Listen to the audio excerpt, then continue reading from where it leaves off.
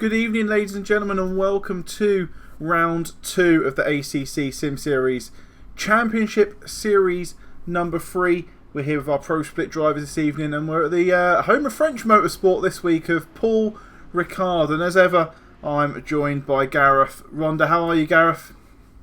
I'm very well, thank you. That's good to know. And I've got you tabbed out at the moment. There we go. You're back in the webcam slot. How's your week been? It's been good. Lots of motorsport finishing up this weekend. Obviously, lots of good and bad. Evans didn't win the rally, so I'm sad about that. But Schumacher won the F2, so I'm happy about that. And apparently there was an F1 race, and that was fun, I guess. So hopefully we get anywhere near as much action as there's been this weekend in this race. Yeah, we're definitely beyond to some action, especially if we follow on by the likes of the Am and Silver splits for the past 2 evenings. What would you say your highlight, especially if obviously a Friday night where you were here with Stefan? What was your highlight of Friday night's race have been? There was a lot of good racing on Friday night, especially in the last race, the second race we had right at the end. Before there was some back market issue that ruined it all, there was a fantastic little 4 or 5 car scrap at the end for, I think, second or third place. It was good fun, so hopefully we can get something like that again today. Yeah, hopefully. We've got quite a few drivers here this evening. There's a few drivers that have checked out due to it being Paul Ricard, and seemingly maybe feel that they don't need to take part this week. But there's going to be around about 30 drivers on the grid this evening, so hopefully we'll be able to bring some good action across all 3 splits. And talking of the action, we're going to have a little pop in and have a look at the championship table from last week. And we're going to start on the invitational splits. There's an extra driver in this evening that's been invited back, Rodrigo Iverson. He was our Season 2 champion for Pro Split. So he's on the grid this evening. So that means four cars fighting for these positions, and obviously Jimmy Holm taking both wins. Last week has put him in prime position. Actually, Shane and Kieran aren't here this evening, I don't think, either. So we can definitely see a few changes in there. But that's our invitational split. I'll let you go through the Pro Split if you fancy it. Sure. Some interesting races in the Pro Split. Ollie Venner doing very well in the first race, but falling back in the second race and not really having as much pace. A couple of our consistently fast guys were up there as always, and Ashley Bloomfield being the most consistent across both races, taking the lead so far, with some of the winners of the races being a little bit more inconsistent and falling back. Yeah, definitely. I think there was a few, obviously, of the new drivers. There's this that we've gone out of our way this season to make the whole Pro Split very our top guys. We've tried not to throw in too many people that may not be up to the standards. So a lot of these guys will be competing with each other throughout the season, and I think seeing quite a few of the new names up there. Was it Hohenlocker and Holm towards the end of race 2 last week at Kyalami, where we were just fighting all over the place. Obviously, they were different splits, but they were just so competitive on the grid. They were fighting for their overall position, of course. Yeah, especially obviously seeing that there's 3 drivers here tied for second place in the Pro class. So there are Tier 1 drivers, moving down into our Tier 2 drivers.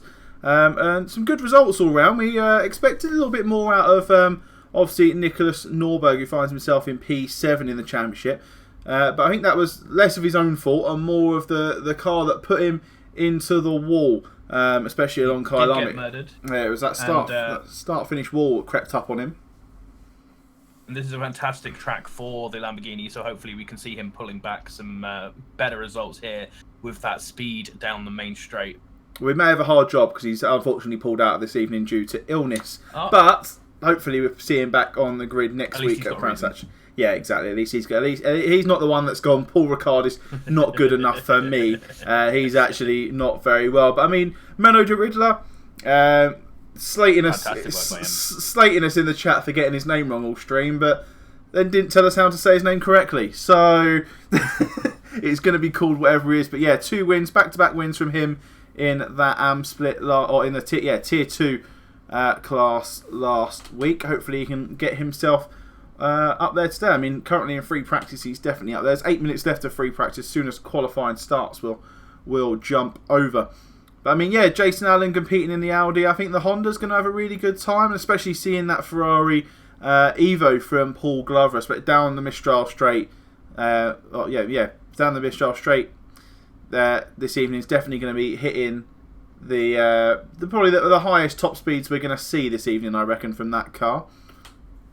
But who's your money? Go on. The Ferrari, Lamborghini, a couple of cars like this, BMW, the Nissan, all very good on the straight. We're going to be seeing them being able to make up positions, even if they don't have the fastest race pace overall. Yeah, definitely. I think there's a lot of guys that are all going to be up there, but I think how close this competition is going to this grid was last week and is probably going to be this week as well. I just think that the tow that they're going to receive from each other, and just the fighting down there and through sector 1 and sector 3 as the tight and twisty bread of the Mistral straight sandwich, as it were. But yeah, I mean, who is your money on most likely this week? Who are you backing to take the wins this week, especially in that pro split? Yeah, well, Holm has obviously just been incredible for the Invitationals, and Iverson has come in here in the Honda, which is not the car he won the championship with. So, not sure if he'll be able to put a real challenge to that, but hopefully they'll have fun and all our lads will have fun racing against them. Ritter just seems absolutely on top in the AM class. Like, I don't see anyone taking that from him unless he really gets wrecked. Yeah, I think Van Zanten was definitely sort of looking to throw a gauntlet down to him this week. So we'll have to see how he gets on battling Menno especially in race 1, and see how they get off the grid. But yeah, carry on through into the next bit you were going to say. Oh yeah, Pro is the real hard one because it was so close. Like I said, Blumfield, I believe, is in the lead because he was the most consistent, but not necessarily picking up the wins like the others. I think Grosskamp would be where I'd put my money. He's been consistently fast, and he's in that Ferrari, which, as you said, is going to be good around here.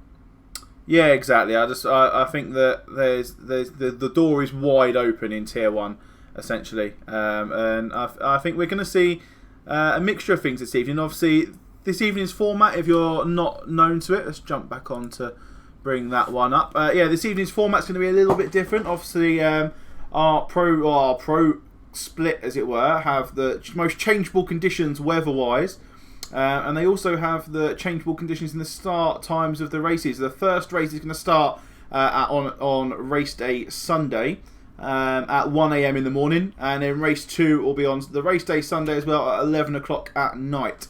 So hopefully the track temperatures should stay the same, but we may see some differences. We may see a dry race and a wet race. We may see all sorts going through.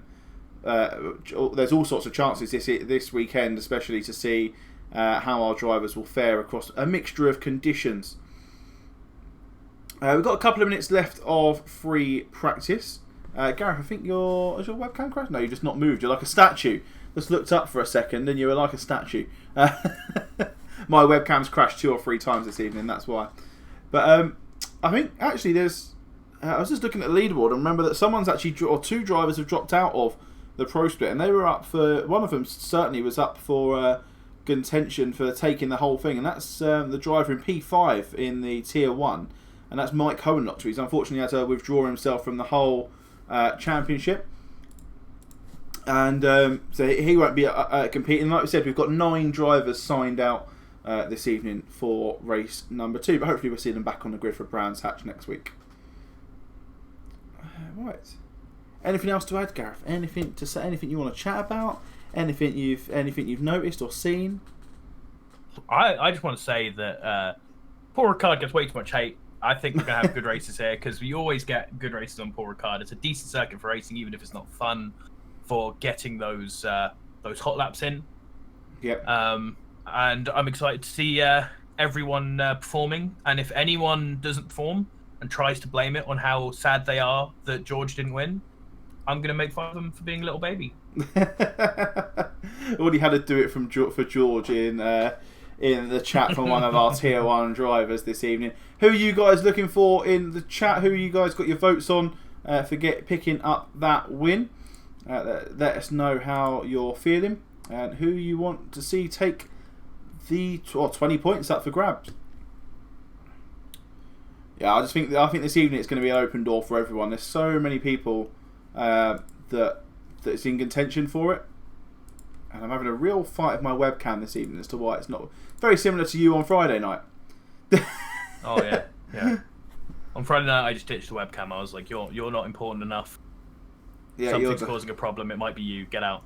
Okay, get out of my face. But yeah, we'll sort that out when we go over to the game. Let's have a little look over to the game. Then we've got 3 minutes left of free practice, and as you can see at the moment, there's actually you can't see who's P1, but I believe it's Jimmy Holm. There, no surprise there. It is Jimmy Holm at the top of the standings, half a second. By a large way as well. Yeah, half a second ahead of anyone else. But like I said, these are the invitational drivers, so they're just here for a bit of a laugh and a bit of a regular race on a Sunday night. It's going to be Frederick Ball. Here we go. He's French. It's Bourguignon. I'm going to call him Bourguignon. Bourguignon, yeah. I was trying to work out the accent in my head. Now, this guy is statistically the fastest driver in ACCSS. It's his first race with us this evening. He's not so far ahead of the pace to be considered an alien. I think he's about 2 or 3 tenths ahead of Ryan Ware in terms of the evaluation process that we go through. But he is definitely up there to put a gauntlet down to some of the old guard of ACC Sim Series, as it were, this week. And eyes will definitely be on him. Let's see how, we've not seen his standards as yet in driving style. He completed the 10-lap evaluation picture that he sent to me, and he was very, very quick. But we've not had a look too much at his driving standards. I mean, what a place to test it at the end of the day. Yeah. Just throw it down Paul Ricard week 1. Now the interesting Ricard, obviously, we're going to see a lot of action down that big straight, dives into the bottom side, and then we have the whole of sector 3, which is the real test of your racing ability, because there's so many lines you can take through almost every one of those corners, and we'll see a lot of side by side. You can be side by side essentially all the way down to the end of the main straight after a not so successful move out of the big long main straight. And I was about to talk about something. Jimmy Holm shows me what I was about to talk about. And going to Paul Ricard, it's the first time that we've really had to put any statutory pit stop rules into ACC Sim Series, in which normally we don't allow the drivers to cut the pit entry or pit exit lines. Now here is a little bit different because we've still got the old style pit entry, so drivers are allowed to cut the pit entry line. So they're allowed to cut that white line as they go in, as long as they not indicate as in with their indicators, but indicate early enough that they're going to pit, so they don't obviously stay on the driving line till the very last minute and then fly into the pit lane. And the pit exit is under stipulations for live traffic. So as you'll see, as we've got Tom Grosskamp coming along the line now, we might not see it because the session's about to end, but the pit exit is on the driving line. So we've informed all our drivers that they need to hashtag just stay left this week, and they're not allowed to cut a certain part of that pit exit line. If they do and the stewards catch them, they will be under investigation to receive a penalty. So it's coming to the end of free practice. Let's see how our drivers qualify. So we've got Jimmy Holm on P1. Got Grosskamp in P2 at the moment, and Bourguignon, what do we say? Bollion?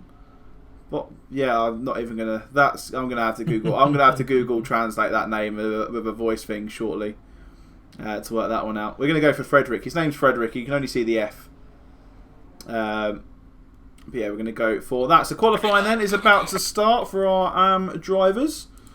Let's see who the first one out on the grid is gonna be. Out on the track is gonna be even. I'll let you take that question in the chat if you fancy it. What does an evaluation race involve?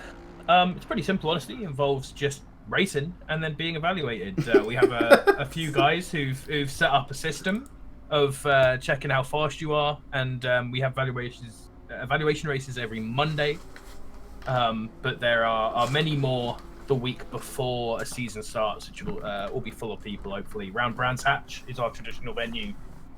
And we just drive around and just try and put you into splits so that the AM split isn't just too random. In a lot of other series, they just throw everyone new into the AM split until you get to pro or whatever. But we try and at least have a decent split originally. A lot of other series, they have like sort of. My mic might be a little bit weird because I'm just moving some USB cables around, see if I can get my webcam to work better. But a lot of other series you tend to have hot lapping pace essentially for your evaluation, and we don't really care because we're like rookie and mid pack centric how quick you can go around the track. We rather care about how cleanly you can go around the track. So we put you up against 20 other drivers for a 20-minute race or two 20-minute races, and it's just keep driving no matter what happens to you. Just finish the race, and then we'll see where you fit in with everybody else. So Florian Saxon is the lead of the train then on his outlap. I'm going to let you talk through his outlap. I don't know if you can really call him the lead of the train because he is a mile away from everyone. He must have bolted from the pits. No one seemed to go anywhere. Like no one seemed to go anywhere as the pit. Like they're all like, is it me? Is it them? Like. Yeah, people not so confident perhaps in the split qualifying as Florian Sachs is coming around towards the last turn. Very important to get a good run out of this little hairpin because obviously it's one of the big straights. He could have probably played a bit more of that there, being that his last lap wasn't timed, but now rushing down to the straights, being a good boy and staying off that pit line to the right, cutting in at the end, exactly how we want you to do it. Big braking down to this left hand, and then you've got to get on the power really quickly to be able to swoop around this right-hander. This is the area of the track where you won't be able to do any overtakes. There'll be a few people who try. Into this hairpin right here, you go right and then into a left-hand hairpin. You can make some moves there, but it's a pretty risky place. You need to get a good run out of this sort of double right-hander thing, especially the second one. You've got to sacrifice the first to get a good exit out of the second one, because this is essentially the start of the straight. Even though it's curved here, this looks like a corner. It's flat the whole way. So this is all speed and acceleration building down this big, huge, long straight where hopefully we'll see some slipstreaming. Obviously, slipstreaming in ACC, not the most powerful, but this is definitely one of the few places where you really see it happen. Passing on the left there, the Formula 1 hairpin. And we get, surprisingly for such a long straight, not a huge braking zone. You'll see in the bottom right just a tap of braking there and then off, swooping in, down to fourth. A lot of people stay in fifth for that, but you get a big power out down to here and then a big sort of, not quite multi-apex because you don't really hit the first apex, but a big right-hander that you need to pin some constant speed through, and this is a tricky area throughout in this last sector because there's not a lot of very obvious braking markers, and it's not your sort of simple brake, turn, and accelerate corners. It's a lot of half throttle, a lot of trail braking, and a lot of constant speed sort of rolling. I can't remember the word now. Trail braking? There's a lot of trail braking in Sector 3. There is a lot of trail braking. Coasting, that was the word. Coasting, there we go. As we see Florian pushing over the line and setting a 1:57.3. So, not a fantastic time, if I'm right. And I think it's one of the quicker ones. I think we got to a 56. I think the leader qualified for 56 in AM, but first lap out, and like I said, it is a fast track still. It will remain fast for all of our AM drivers. So all of our AM drivers will deal with a fast track. They're all in the same boat. So I see a lot of people commenting on in the Discord during the week is why these guys got fast and the others got optimum. Well, not possible. All of you AM drivers have all got fast, and all of the pro drivers have all got optimum. It doesn't. You're not in this. Absolutely. You're on the grid together, but you're not in the same race as each other, so it doesn't really matter. Same nice way possible. Same argument as with weather. Why is it wet? Well, it's not just wet for you. Is I think Paul was. If you tuned into last night's stream, I heard from the man himself that Paul went on a little bit of a rant about the weather and weather settings and people complaining about them. You also, it's the same way doing this slow cars qualify first. It's the same way that Real World Motorsports do it. As Sachs taking too much speed into that last corner. I said that I didn't think he took enough in last time, but he's gone the other way now and absolutely spun off into the blue there.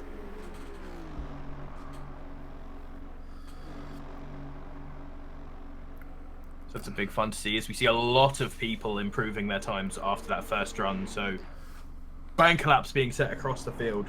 I hope he hasn't. People are going to go and push another one. Have they just had a collision? I don't think so. Unless there, like, I was looking from Headicam, and unless there was some big net code, that was not a collision. I think he was just a little bit worried there and lost it.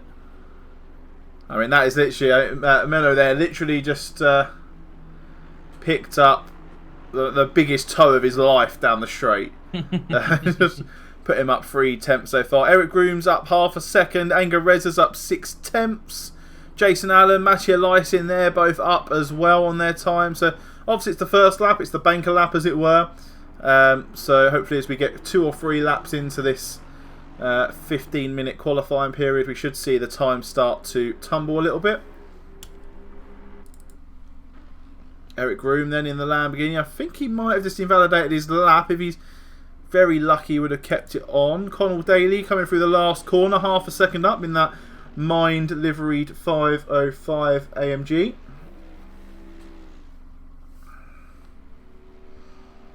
So we're into the 55s at least now, following that lap from Menno. Actually, I think Thomas got there first, I think.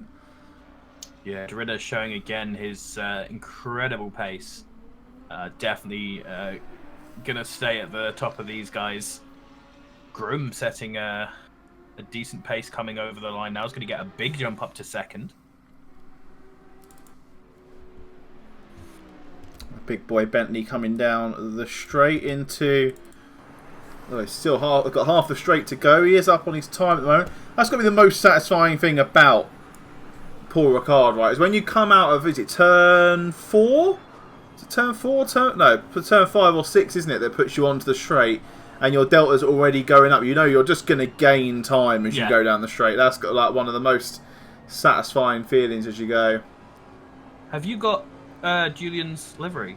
No, I don't.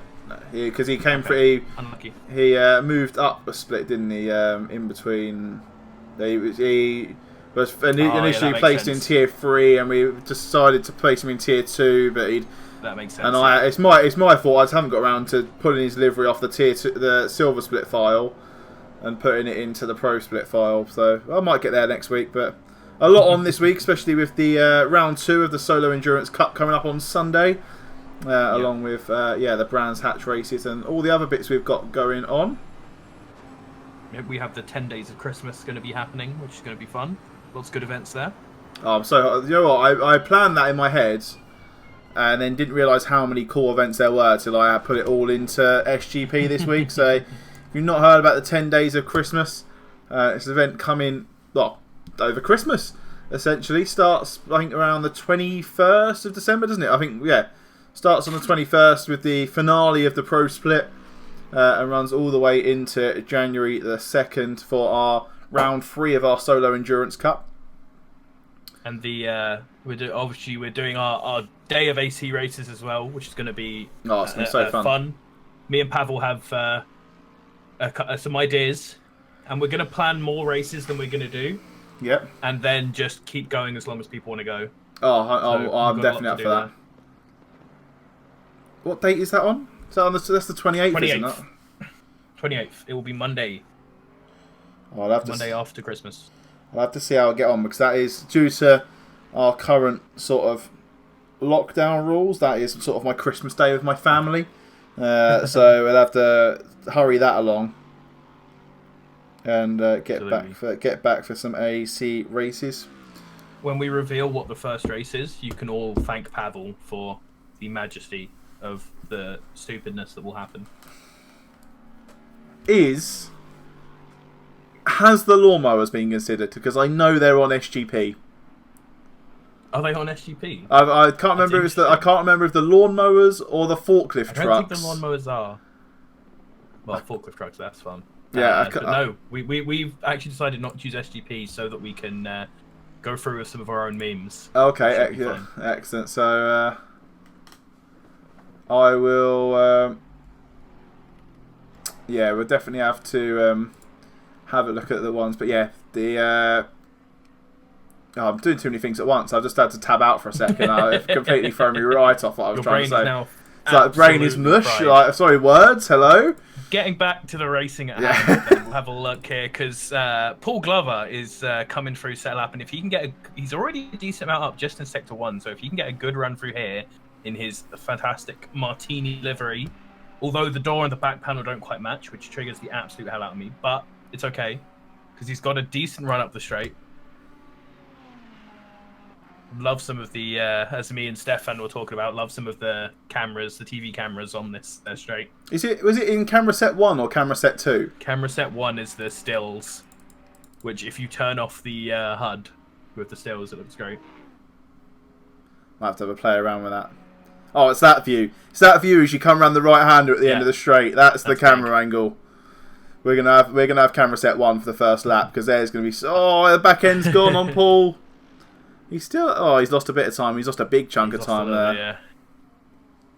And now he's through the last sector. The last sector is a sort of place where you can pick up and lose time all throughout there. As do you know what? Discovered. Why did you point out the panel doesn't line up? It's awful, isn't it? Yeah. It's pretty bad. Paul Glover flashing his headlights for the stream. I assume he's listening in the background because there's no other cars in his way. So he just... Paul, flash once if you're watching. Oh, we can't see it now. We're now on your rear view. It doesn't improve on his time though. Kai Zahinski is up half a second. He's come out of the straight. He's into sector 3. Yeah, sector 3. It's such a hard race to keep tracks on qualifying this because sector 3 can be such a win or loss. Like so hard to do it consistently, yeah. But as you see, Zarinsky's just lost pretty much all the time he'd gained in the first and second sectors, and he'd gained a lot. Oh, but now he's building it up. See, now he's gaining some of it back. Oh, there's a big... that was big lag swipe there. Big old chunky bunker. I was worried that was me there until we had seen it as well, so that's okay.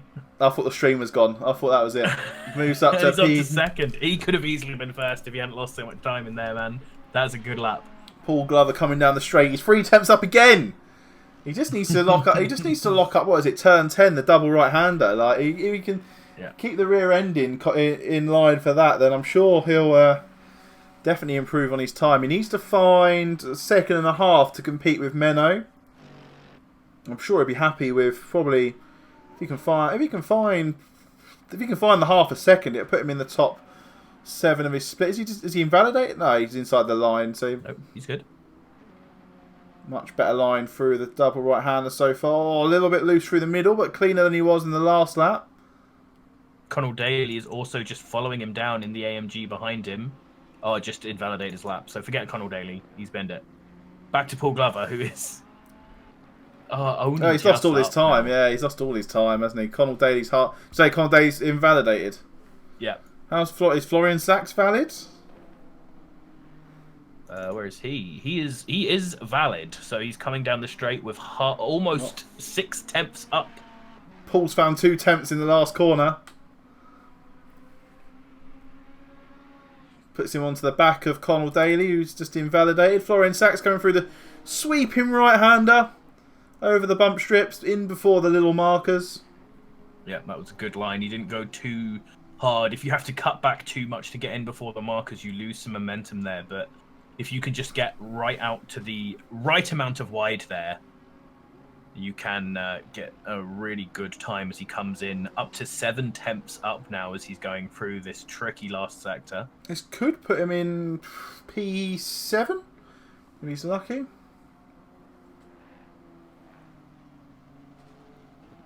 Absolutely.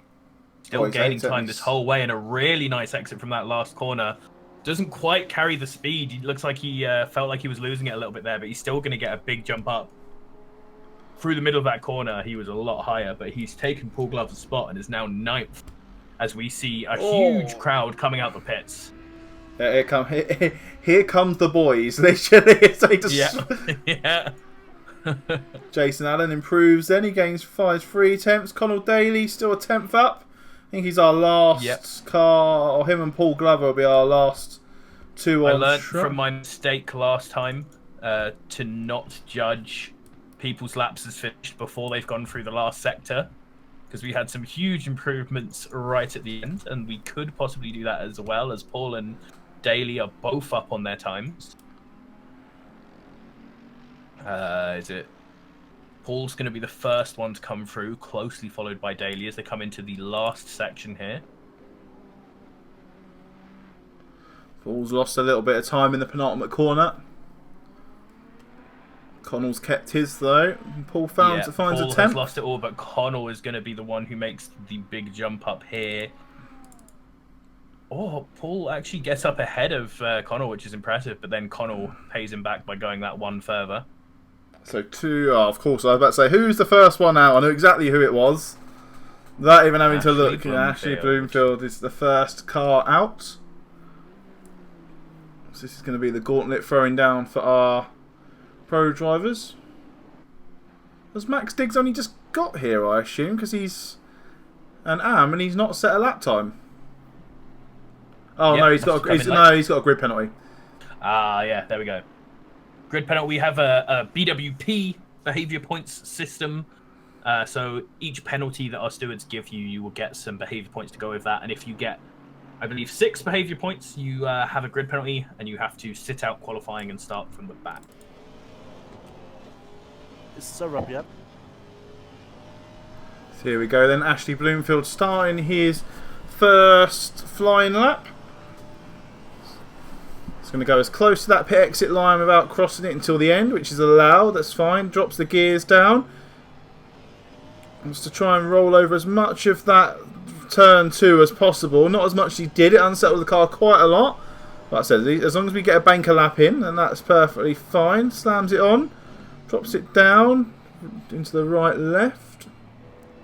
I think we could see some 53s if we're lucky here. The track has gone optimum, but it is quite warm at 32 degrees at the moment. Obviously, quite early in the qualifying session for it to go optimum, so this is a really nice run for a lot of our pro split guys. Foot flat to the floor. Looks like the car behind Alvaro has got a really good tow on car number 7. Yeah, I think it went optimum about 6 minutes left of the AM qualifying as well. So even they managed to sneak in a few optimum laps. Have helped those last few AM runners getting that advantage. A nice line by Bloomfield through that last corner. Again, not going out too far that he has to cut back. Keeping nice and wide in that first part of the corner, then cutting in for the apex. And this corner is the one I really hate because it gets so slow by the end, and you always feel like you want to just put your foot down halfway through the corner, and you have to remember that no, it gets tighter.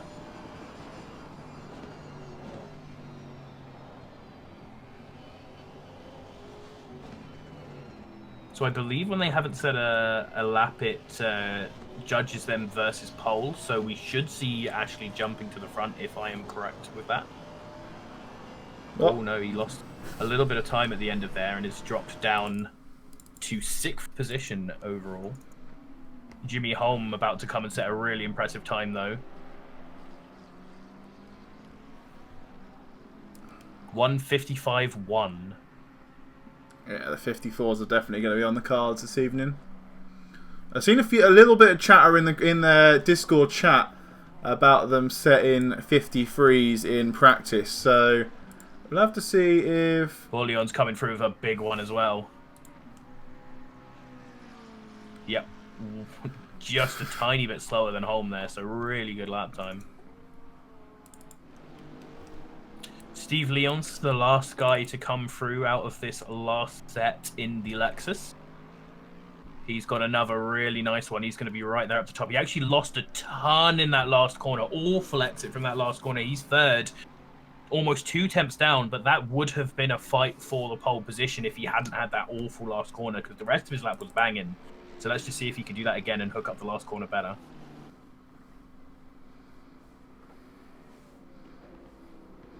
The Bentley of Steve Hughes behind this pack of Mika Maninka, Nicholas Alvaro. Oh, I don't think he managed to save his lap behind that AMG there. He was in before the markers, but I think he was quite a little while. He's fine. Oh, really? All of the runoff has his lap time. all of the runoff then in the last corner. Mika Manika up 3 tenths. He's still 2.4 seconds behind the lead. I've just seen the back of his car. What a bumper sticker. It's literally got aim here written on it. Yep, I remember that one.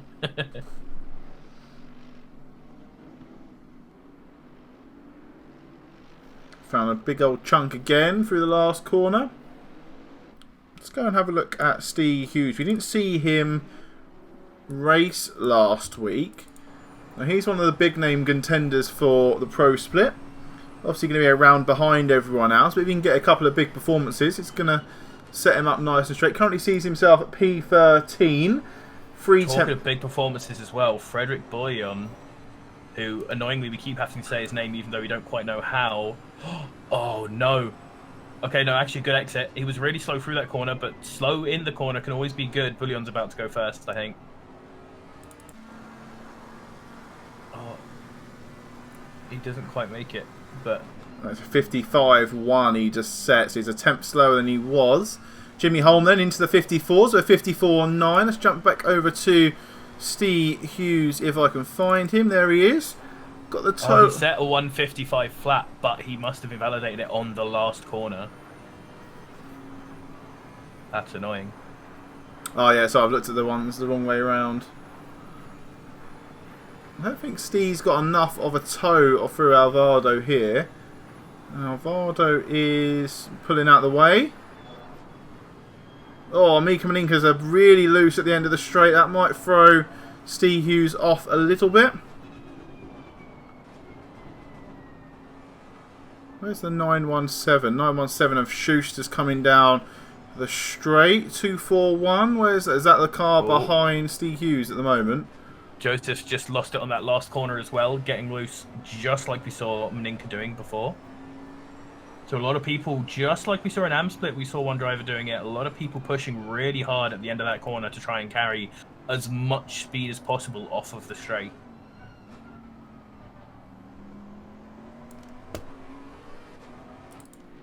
Steve Hughes coming over with a decent improvement to his time now. Going to jump him up a spot or two. Up to 10th, in fact, so a really good run there.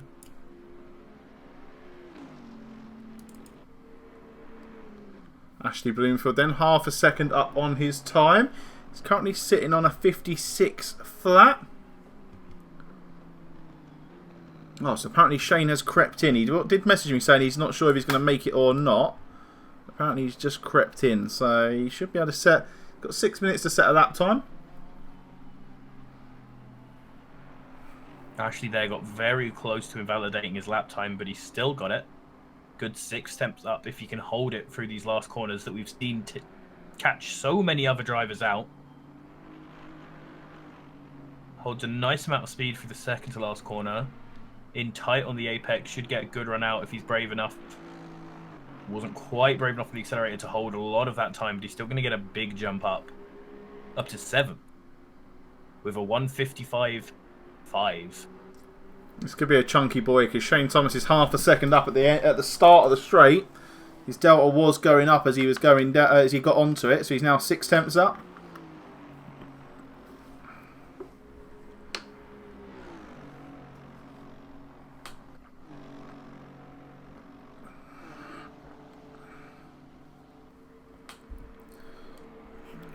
Frederick Borleon, by the way, he is on the straight as well. 3 temps up on his lap time, and he's in a tow as well, which could really pay dividends to knock Jimmy Holm off of pole position. But Jimmy Holm's also 3 temps up in the first sector.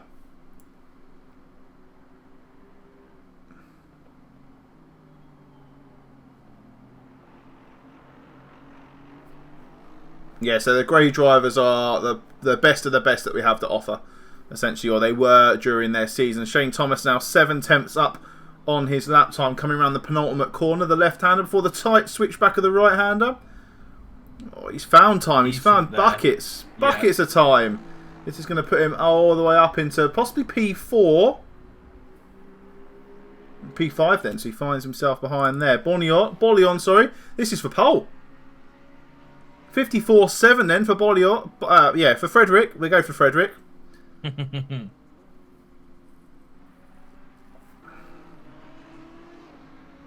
Jimmy Holm was up. I think he's lost it a little bit in this third sector.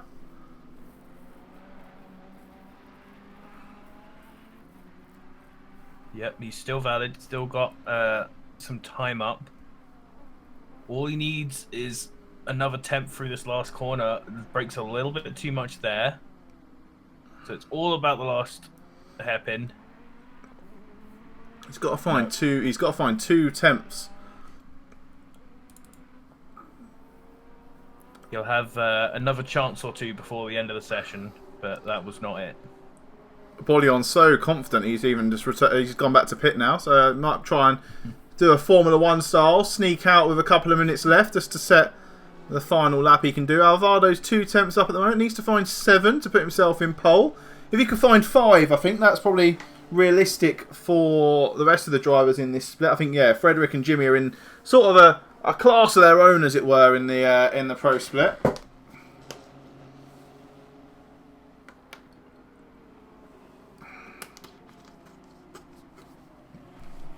I will jump over and have a look at him as Alvaro. Alvaro has just ruined his lap. He's gone off. Okay, we'll jump over to Schuster then. He's not up on his time at the moment. He's still got 3 minutes. He's probably got another 2 laps in him if he's got the fuel, considering where he is on track.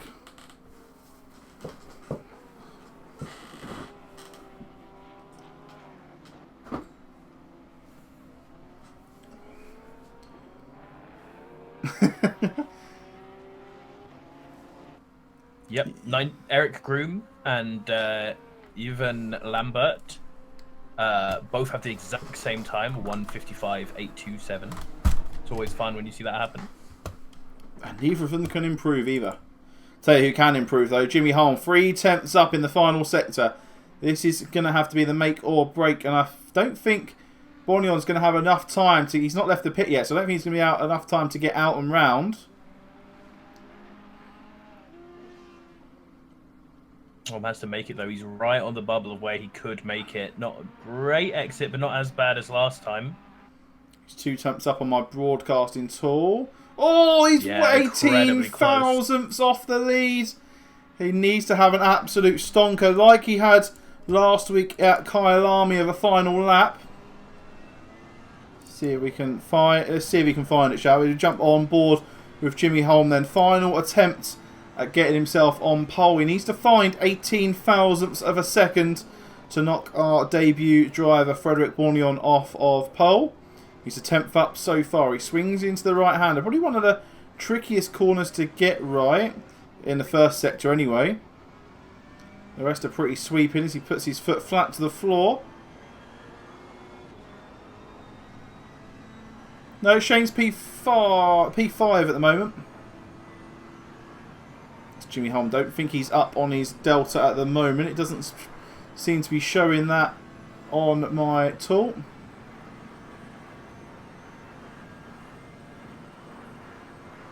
Shane is not in the server, however. Oh, Shane's dead. It seems. So, very well maybe dead. Rest in peace. I like how Frederick has just done the full Charles Leclerc. He's like, I'm not. Yeah, that's it. Time. I'm out. I can't find any more time. That's it. Yeah. It's all up to you now.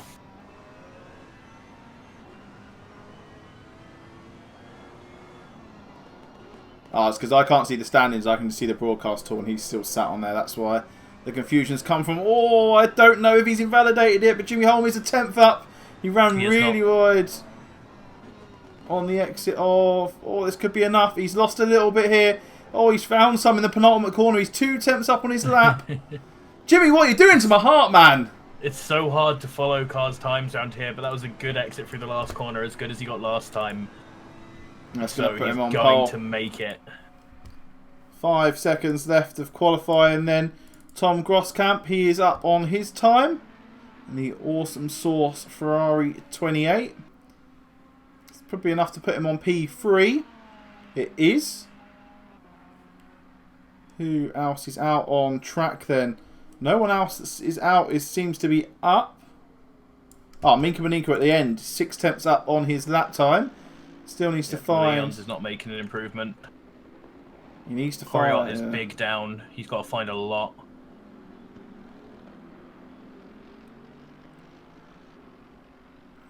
Yeah, Mika, as you say, can do a big jump here. This would be great to see.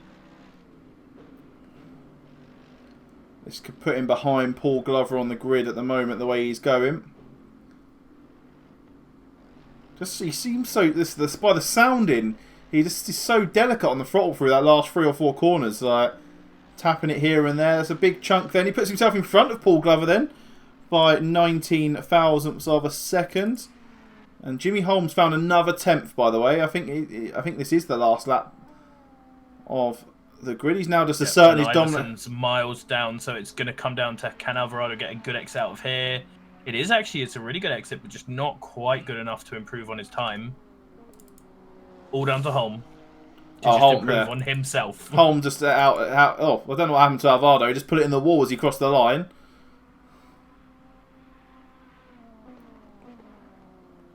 Jimmy Holm then just about to assert his full-on dominance on the rest of the drivers in the pro split. This could be... no, it's going to be tight. He could get... we could see a 53 in the race. To be honest, finds himself a 54.3. That's going to be the end of our qualifying session then. So who has... Obviously, Jimmy Holmes impressed you. But who has impressed you the most? And as we go into this, the mouse and keyboard player of Nicholas Alvarado has the fastest Sector 1 again. He's literally just a Sector 1 demon, is this guy. Like, he had the fastest Sector 1 last week, the fastest Sector 1 this week, and he's a good 10th ahead of Jimmy Holm in the first sector alone. Obviously, Jimmy getting purple sectors 2 and 3. How are we looking? So we've got Frederick Bournion then on his debut on P2. Tom Groskamp finds himself in P3. Like I said, the Ferrari's just going to dominate here with the legs down the straight. Then they got the Lexus of Lyons. It may come into contention if we happen to hit that wet patch that is built into the server this weekend. I'm just not too sure when it's going to creep itself out. Then Shane Thomas does find himself back in, I believe. Yeah, he is back in the server now in P5. And then Melo de Riddler then, fastest of the AM drivers, finds himself in P6. Alvarado in P7. Bloomfield in P8. He's going to be disappointed, I reckon, in that 55.5. He had a 54 in him during the free practice during the week. Hopefully he can link it up. But then Salguero then, one of the top 3 or 4 drivers around Kyalami last week, finds himself in 9th. And then P10 for Steve Hughes on the first of his races. So there's your AM grid. Melo de Riddler, Kai Sahiski, Eric Groom, Ivan Lambert, Thomas Van Zenton, Angar Reza, Connell Daly, Jason Allen, Paul Glover, Florian Sachs. Our silver grid, obviously Jimmy Holm, Shane Thomas, Iverson. All separated by a second each, essentially. And our overall grid, including our pro drivers. Great qualifying from Frederick, to be honest. Yeah, really good. Super fast, right up there at the top. Good to see most of the pros ahead of the AMs as well. Ritter being an obvious outlier, but apart from that, it's gone pretty well. Yeah, I think Jimmy just asserting his dominance on the field in the last lap, having to sweat a little bit in the middle, and then just coming full guns blazing for the last lap, just to let everyone know exactly who he is and why he's in that invitational your band drivers split. Just a couple of minutes then until the server swaps itself over. Let us know in the chat then who you are backing to take the win, and will we get through race number 1, incident 3, or even turn number 1, not even race number 1, turn 1 in race number 1. We're onto the grid. Let's have a little look how we get on. Do our fancy camera work. And now, Paul Glover was telling me there's a way of sorting this flickering out, but I have the settings he told me, and it's still there. All the lights flickering, just it's like they're in loads of little camera angles. Yeah, so this is going to be a night race of both races. This one starts at 1 AM. And race number 2 starts at 11 PM. So double night races. Hopefully we might run into some weather as well. Thank you very much there, MJW, for the Twitch Prime subscription. Yeah, boy. Let's see, if you use Amazon Prime, you've got Twitch Prime. It's Jeff Bezos, isn't it? Use Jeff Bezos' money to support our community by dropping a free sub. We added some new merch onto the store, so if you're interested in, I haven't got a store button on my I haven't got a store command on my touch port. Do we have a store thing? Yeah, we have I think it's ! shop. I think I could be wrong. There we go. Yeah, we added some new stock to our shop. The Spotter's Guide to round 2 of the Solo Endurance Cup this Sunday has come out. Thank you very much for the sub, General Coitus. Really appreciate it. So 2 minutes to go then. We'll run through the grid nice and quickly for you. We'll just take away this HUD. And then we'll run through the grid in traditional ACCSS fashion. It's Jimmy Holm then on P1. Frederick Bollion on P2. Tom Grosskamp, Steve Lyons in the second row. Shane Thomas and Menno Derrida in P5 and 6. Nicholas Alvaro, Ashley Bloomfield in 7 and 8. Salguero and Hughes in 9 and 10. And then we've got Sahiski, Groom, Lambert, Van Zanten, Schuster, Reza, Horia, Daly. And then we move back into Paul Joseph, Rodrigo Iverson, Justin Clerk, Jason Allen, Mika Maninka, Paul Glover. And we've got Florian Sachs, Julian Straza, Jose Martinez, Mattia Lysin, Ryan Ware, Mike Doherty and Max Digson. Obviously Max serving his grid penalty this week. Finds himself at the back. If any of my mods can get rid of that message from that person, that'd be really appreciated. Got my hands full at the moment. But yeah, if any of you can. Moodbot so friendly. It's not Moodbot. It's the one after that. It's VR. No. But look, Moodbot's thanking him. Oh yeah, Moodbot's on Thank New Chatters. So Moodbot, do your job. Thank you very much. So here we go then. Nice. Cold, dark, Paul Ricard. Oh, I'll tell you what. We're on a 2020 track. That means 2020 tyres. Oh, people are turning their lights on. Let's go. Not 2020. Oh, these guys not got face masks. Oh, they have got. Is that guy got a face mask? Oh, is it just Imola where they've got face masks? I thought all the 20. No. Engines are starting. That means we're 30 seconds to go.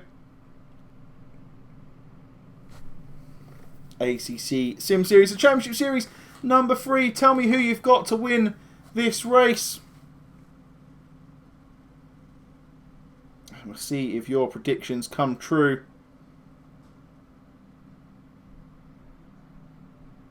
As the cars start rolling off the grid.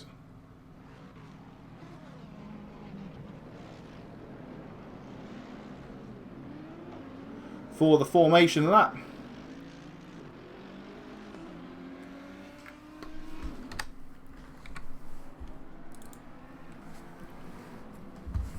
So I reckon we're not getting through lap 1 instant free. We did it with Kailami, didn't we? These guys are really good penalties wise, if I remember correctly. But something tells me that's not happening today. I didn't see the Saturday races, but in Friday we had a big pile up at the start of race 1. Yeah, Sozhan. Race 2 was a few smaller incidents. I'm going to hold my hand up and take full responsibility for race 1 on Friday. It's fine, don't worry. Leclerc basically did the same thing today. So yeah, and I did do exactly the same thing. Formula 1 driver. I did exactly the same thing. I left the guy loads of room into turn 1. I hung it all the way out to the wide, and then maybe expected him to do the same into turn 2, and he didn't. And I was just sat there on the inside waiting for him. A nice big high five on the side of my car for him. But yeah, it happens. Like I said, these guys, most of these guys, especially are new to driving with each other, and they need to develop that trust in between each other. And the more races you do, the more trust you get. And because we've got a shorter season this season due to Christmas, we're halfway through. This is the halfway point. After today, we're halfway through the season. Yep. I'm actually really looking forward to the hour-long races at the end of the season. The Suzuka, I say, endurance race. It's instead of 2 30-minute race, it's one. Excuse me? What's Bloomfield? that? Where were you? What's this? Bloomfield just came driving in off of, like, from another country. Like, where was that? He was miles off the track. Why was he so far? Have a little look. Let me know if he needs to join the club, because he's not in the club yet. we had two inductees into the famous was it Foundation of the Formation Lap Spinners. We had 2 of them on Friday night in Andrew Hearn and Marcus Haller. And you know what? It gave me such pleasure to put Ashley Bloomfield in there. So I've got the livery, so I'm not going to go back and look at the replay because we'll miss the start of the race essentially. Yeah, I'm still in the loading replay, but I will get there. I was looking at some very pretty camera angles beforehand. Where is he, Ashley? Our drivers then making the 2x2 formation.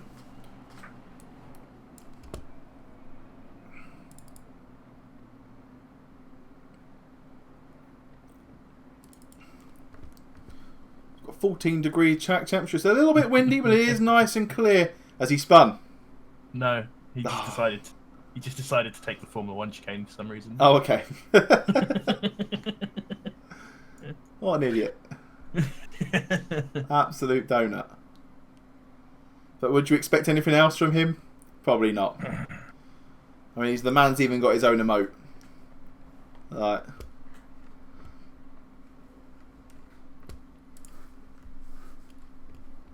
Here we go then. Drivers coming around the final corner. I don't think we're going to get everyone round. Oh, there's a car really off to the left there as it swung it round. And we're about to go green then for the round number 2 of the ACC Sim Series Championship Series number 3. And Jimmy Holm leads us off then under the chase from Frederick Bollion, Tom Groskamp and Steve Lyons then.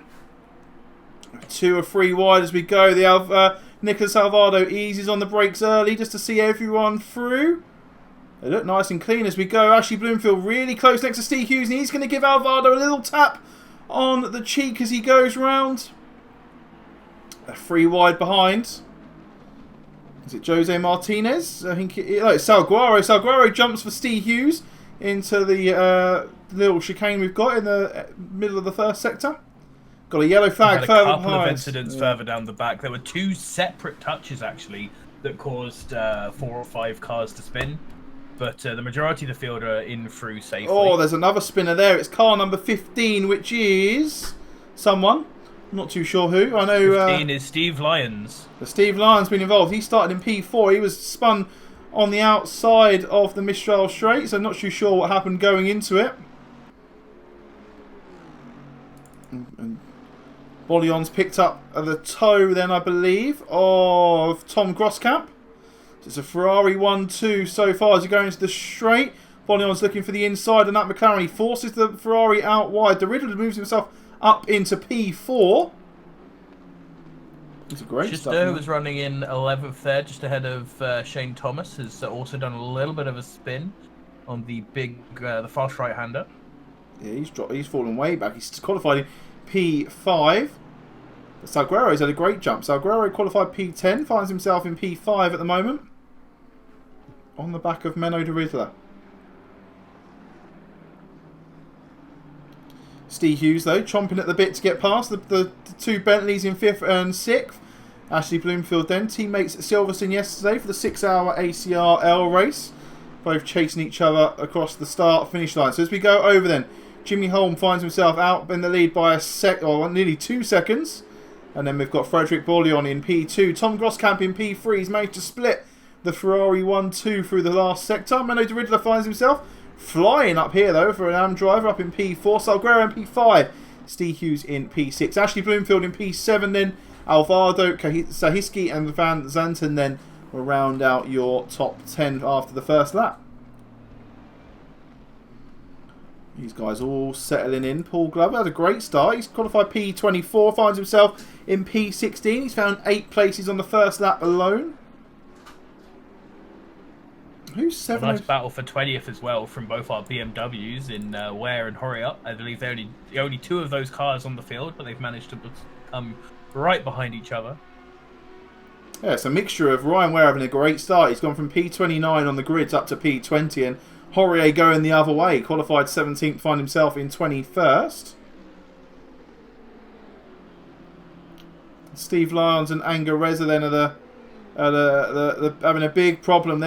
Steve qualified in P4, finds himself in pretty much P30 at the moment, and Angareza 16th finds himself in dead last. Is that AMG there of Connell Daly finds himself on the outside of Mattia Lysian to take P18? Talking about make-on-make battles as well, we have Steve Hughes chasing Jermaine Salguero. There we go, Salguero. In the Bentleys, in 5th and 6th, both going at it with the big boys. Just behind them is Ashley Bloomfield, who's pushing in the Aston.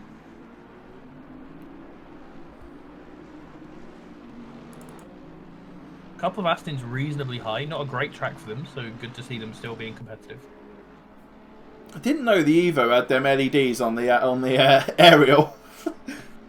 Literally on board, or looking at Thomas Van Zanten at the moment, he's got a bright purple aerial, basically just like a streamer's LED like strip, like yeah, on the roof of his car. You can choose some pretty dumb LEDs on some of the cars. Always got to pick the grill LEDs, in my opinion. Paul Glover then finds himself up to P15, so he's had a great start in race number 1. He's actually chasing down Schuster then. Schuster and Groom. I don't think he's quite got the toe. We're going to jump up a position to Andreas Schuster. I think he's managed to latch himself onto the back of this Lambo. I don't think it's going to be enough to pull him through. Depends if Eric wants to defend on the inside going into the right-hander. Well, being in the Porsche, not having the greatest straight line speed, it's really nice to hook yourself onto a faster car like this and just get the toe down the straights. Starts to shore up one of the disadvantages of that car. And then into this third sector, he can hopefully have a good job.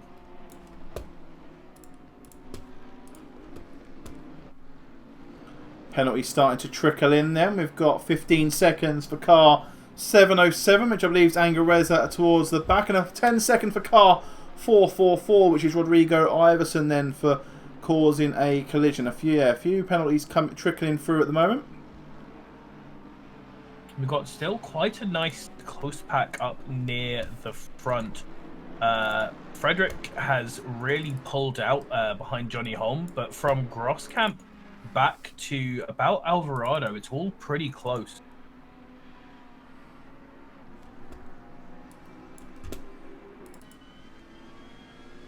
Just jumping on the rear view mirror essentially of Tom Grosskamp.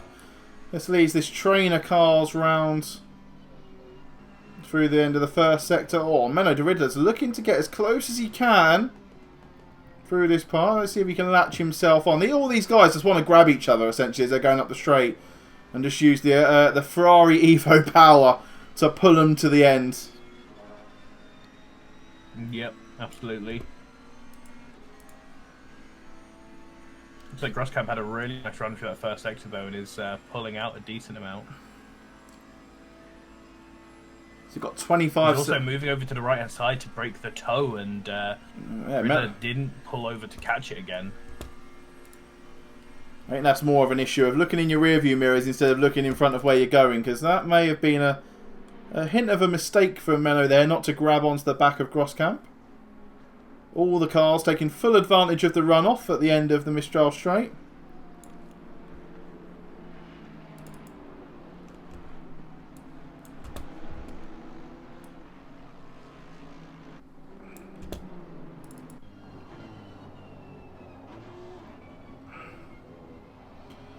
Pit window is open.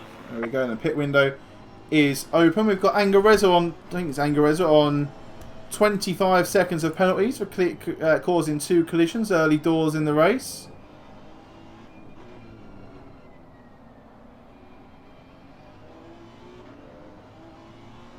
Iverson and Thomas picking up the other 2 penalties. We're only up to 8 penalties for the race so far. Like I said, it's going to be, it's not AM split, clean split this season. It's looking like it's going to be pro split, clean split, which is a great standard to see. Yeah, we have a few close packs further back as well, which is nice to see. It looks like Zaransky and the Lexus is being pulled in on by Van Zanten, and just behind them there is another battle with Lambert and Groom, it looks like.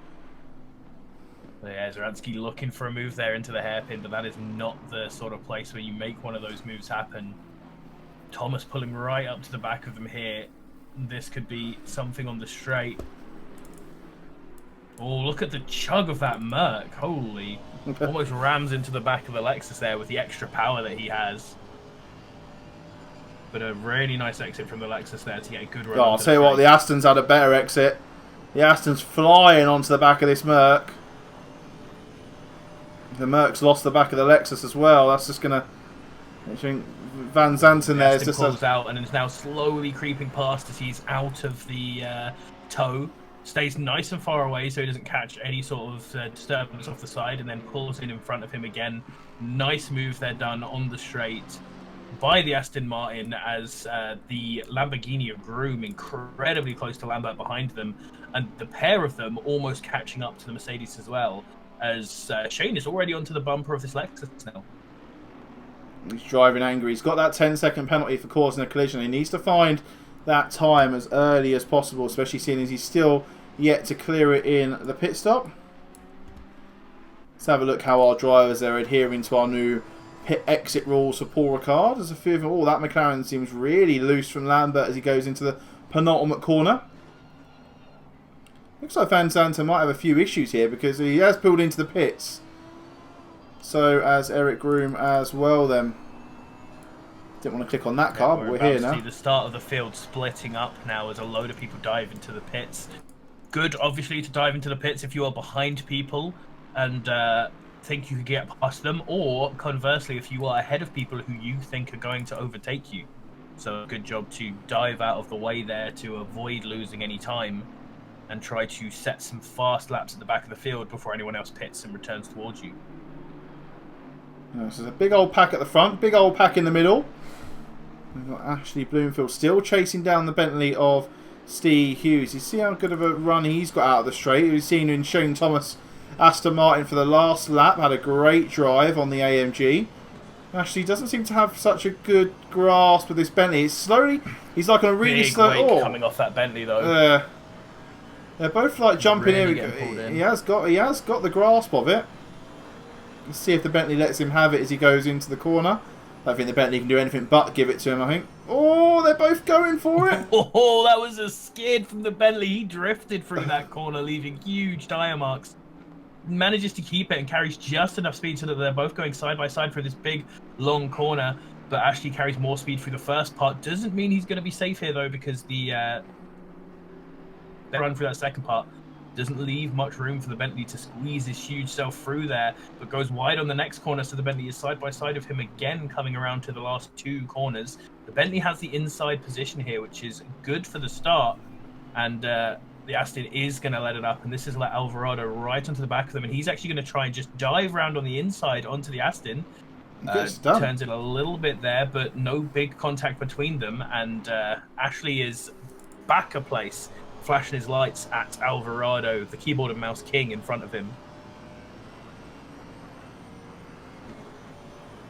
Yeah, these guys they've got a lot of trust in each other, these 3 drivers. They've raced, especially Steve Hughes and Ashley Bloomfield, raced with each other since day one, essentially. And then Alvarado, obviously, we know the talent he's got with that mouse and keyboard. Just to absolutely slot in there and fight along as he goes. And that battle pretty much runs itself for the whole lap. We're back onto the Mistral Straight as quick as you blink of an eye. He's absolutely... That's when this track is at its best. It's those sort of big, long battles that start on this straight and are perpetuated through the whole of the third sector and into the start of the first, and then you've only got that like a couple corners until you're back on each other, trying to go for it again. Yeah, he's absolutely flying here. Thank you very much, Gixer, for the 500 billies. Well done. Thank you very much, my friend. Really appreciated there. It's actually Bloomfield's great. He's just got the drive and down the straight on most cars. Alvado's going to defend a lot stronger than... Oh, I'll say a lot stronger. Hughes and Bloomfield were side by side last lap, so can't defend much stronger than Hughes did. Yeah. These guys just absolutely having it out, going blow for blow in between sector 1, 2, 3 as Bloomfield. Tap on the side there. Gives him a little barge out. I don't think there's anything too wrong with that. It's not lost too much. Still beside each other. It's a mixture of, yeah. It looks like they're actually just going to take it there as Alvarado falls behind him for the last couple of corners. Let's have a little look at the battles further down the grid. Paul Glover finds himself in a nice little pocket of space. 2 from the car in front, 2 from the car behind. Everyone's thinned out here as we go through the sort of the pit stop cycle, as it were. The closest car is Thomas to the back of Sahinsky in the Lexus still, essentially. As Hughes and Bloomfield do jump into the pit together, so it'll be interesting to see where those two come out.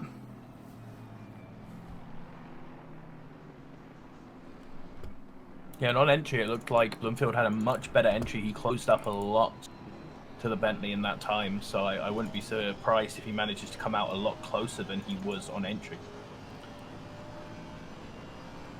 Surprises me that Steve Hughes isn't a master of pit entry. We saw one yesterday in a 6-hour endurance race together in which he pretty much went full throttle through the pit entry of Silverstone, didn't get himself a drive-through penalty somehow.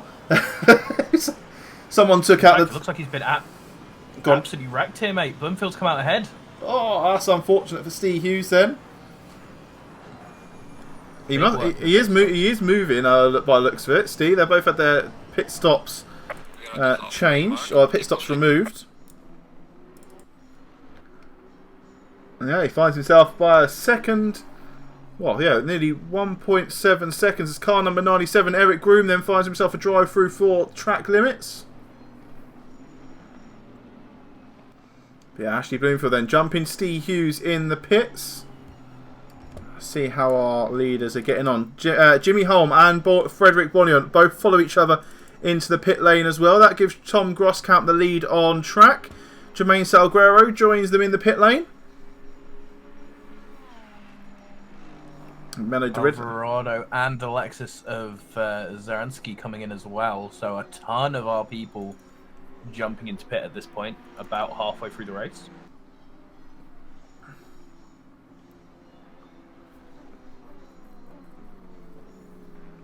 Eric Groom obviously still got to serve his drive-through penalty. When Shane Thomas comes into the pits, he's going to have to clear his 10 seconds.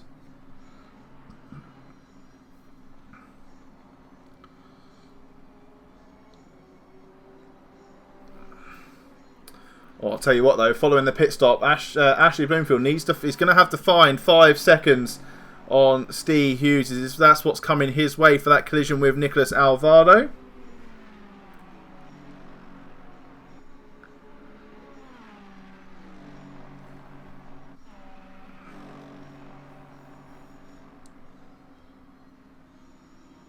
We've got a 10-second for 1-1-2 as well, which is a little bit further down the pack, I believe.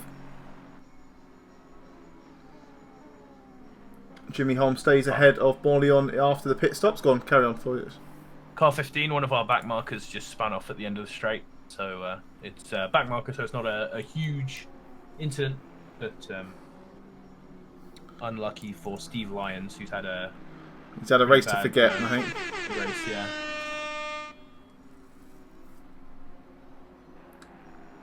Oh, thank you very much for the gifted sub as well, Gix. I really appreciate it, my friend. Gifting a sub to turn up. 97 then clears his pit stop. So there's 5 or 6 cars left to pit. Groskamp comes in. Melody Riddler comes in. Is Thomas going to follow him as well? Thomas got a little bit... I think he's going to go for another lap. Here he is. Then we're going to have to see where all our sort of traffic plays out. That's BSD Shoes as well, gifting a sub to the community. Thank you very much.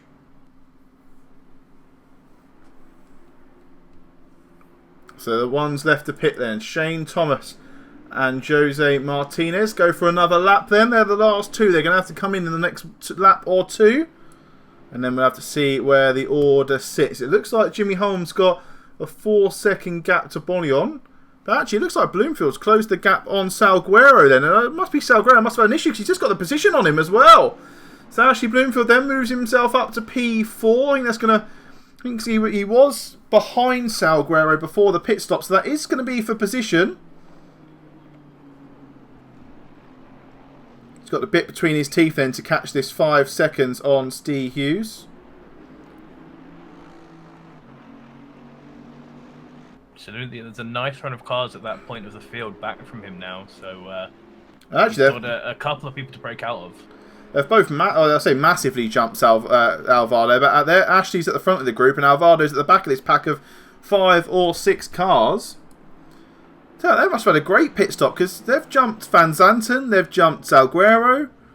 Either those two have had quite a dodgy pit stop, or these guys have been on an absolute flyer because Van Zanten and Salguero were in fourth and fifth, weren't they? It was Holm, Bonion and Grosskamp, wasn't it? And then Van Zanten and Salguero, and then it was this pack of Bloomfield and Hughes, Alvarado behind them, and now they've just come in after the pit stops and broken them apart.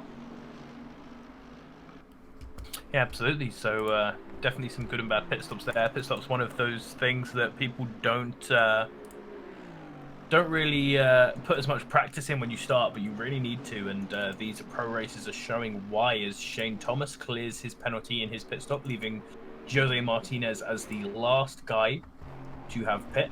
And he has enough time that he could go around for another if he wants. He's diving in right now, though. Looks like Salguero's he's going backwards after the pit stop. He's having to defend completely and utterly from the other Bentley of Steve Hughes now. Well, it just doesn't look like he's got the tyres switched on at the moment. He was really slidey through turn 11 and 12. Just it seems really. So I know the tyres don't do much for anyone.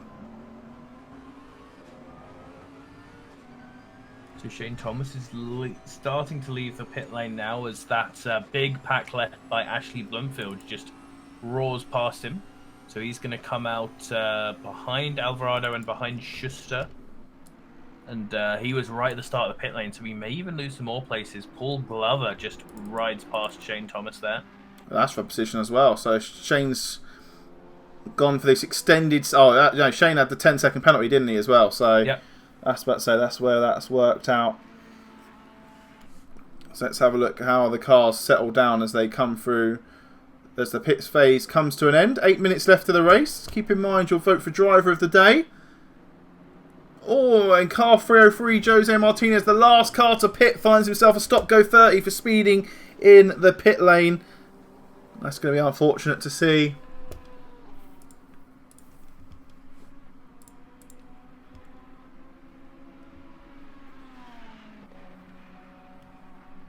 Yeah, that's big. That's big. That's totally ruined his race. He would have been in for some points at that point. Oh, I'll tell you what, we could have our first...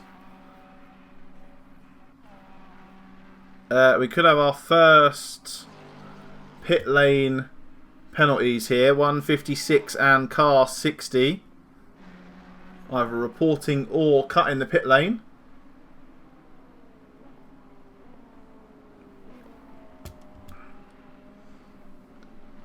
Alright, so let's have a look how they're fed out then. Ivan Lambert on the back of Sahinsky for position. Has Sahinsky fallen back in the pit phase? I'm sure he was higher up. He was up there, wasn't he? Because he was the Lexus that was in... Was he higher up? I have a feeling he may be thinking about during the pit phase. Oh yeah, sorry. Because I think he pitted reasonably late. He's definitely fallen behind a little bit because Paul Glover has made a lot out of this pit phase. He was definitely not up that high and has done really well through the middle sector of this race after having a very good start and then sort of disappearing for a bit. So he's definitely taken a few people down. Eyes are on this Aston Martin of Shane Thomas though. He has eaten this gap up for P13 and P12 and P13 on the grid. Just chewed them up as they go.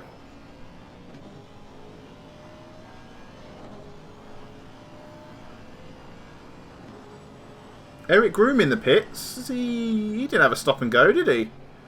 Did he run out of fuel?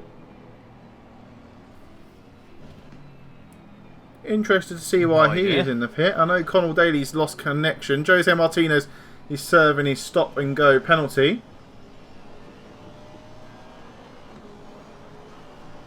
I'm unsure what. Oh, I think Eric Groom. No, he isn't. I'm not too sure why Eric Groom has left this or is in the pits. So you see Shane Thomas has grabbed onto the back of the McLaren of Ivan Lambert. Is he going to go side by side as we go through the right-hander? Are we even going to get there? Oh, the McLaren's got the legs though. The McLaren's now pulling away from the Aston Martin. And that will really, really annoy Shane Thomas even more because his current favourite car is the McLaren. Oh, Lambert's lost it! Lambert's lost it on the curb and he sent him flying. Lambert has absolutely lost it there on the end of the straight. Have to look how that rejoin is. It looks okay. That's going to give the position then to Shane Thomas. Puts him Good up rejoin using the outside space of the track, which a lot of people forget to do. But those lines out there that you hate, everyone thinks are so ugly, drive on them. That's what they're there for. That's what they're there for. They're there to save you. As an Audi gets past him, so that looks like Alan that he's fallen behind now into 17th place, if that's right. Look like he's have a really big chunk of snap oversteer, and that's just put him in there into the wall.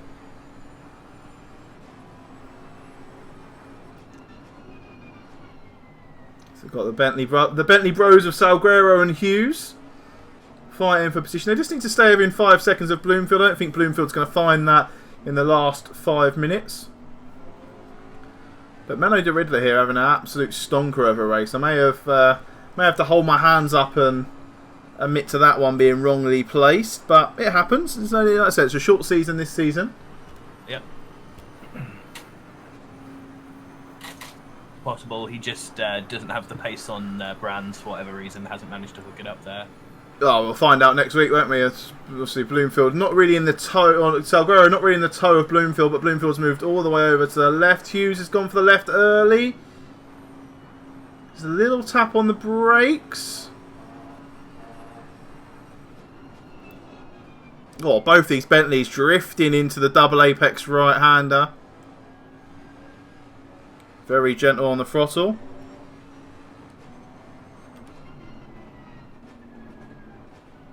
And they need to be careful not to fight too much because they don't want to throw themselves behind Bloomfield. They both want to keep right on the tail of that, and so does Van Zanten in the Mercedes right behind them. It's car 707. What I reckon? Oh, that's the car of Angareza towards the back. He's had a bit of a mare today. I think Eric Groom's disconnected from the server as well, or left the race, or just pulled into the pits. No, Salguero was definitely in the Bentley for Kyle Army. There's no opportunity for these drivers to change cars. Yep. It's impossible. Yep. This battle has just brought Van Zanten behind them all the way up into contention. God, I just can't get over that aerial every time I go onto it. Actually, we're going to jump back and have a little look at the BMW battle between Ryan Ware and Benjamin Horrier. These guys are all over each other. Horrier has led the start and finish, or led pretty much throughout the race.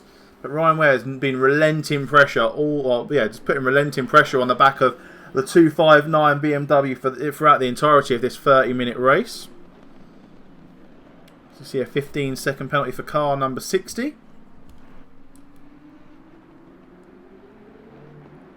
Oh, Horrier actually just going wide there, and even before the start, really, Ware has got a big advantage on him there, taking the better line there as well. Horrit had to turn a lot, and he's going to have a big draft coming up this straight. And we should be seeing Ware cruising past later on. He's coming out a little bit early, going wide to make sure he misses the side draft. Oh, so this car is absolutely. This is a welcome to. We had a welcome to ACCSS last season. We're going to have another one. Frederick Borlion in his first race is going to get absolutely stung with penalties. Let's see if he does it this lap as well. He doesn't do it this lap, but for doing exactly that, crossing the pit exit lines too early. He's done it 3 laps in a row, which has led himself to a warning in 1 lap. I'm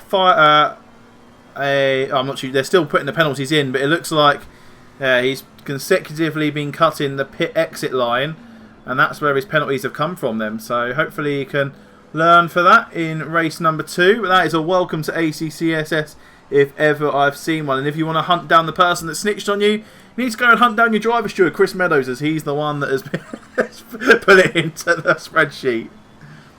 Either it's been reported by him or someone has mentioned it in. One of our drivers has used the verbal call out. So we've got a minute left of this race then. Jimmy Holm leads by 4.5 seconds. Bollion's in P2. This mob of cars behind. Yeah, it's great fun, isn't it? Steve Hughes still trying to get past Salguero. And then we've got... it's spread out a little bit now. Last time I did a count, Alvarado was very close into snatching that place from Bloomfield. But it's spread out a little bit as Alvarado's getting a huge draft up here on the Mercedes, pulling out to the side. And it's just so much faster. That looked like the Mercedes backed off there. That cannot just be pace differential. That's he's not trusting to go in side by side. That's Angareza back markers. He's let him go. Mercedes. It's a different Mercedes, Gareth. Well then, good back marker etiquette there. Backing out nice and early. Good lad. And we've got this is the battle though, I think. Shane Thomas has got the perfect view of this as the end of or going through sector 3. This is all for position then. Thomas, Sahiski and Glover all fighting it out with a lap to go. Oh yeah, this is fantastic. We've got the Lexus right in the middle there.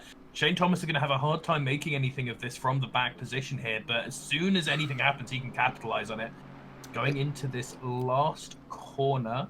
This is for the AM podium as well. Like this, because Glover's got P3 in AM at the moment.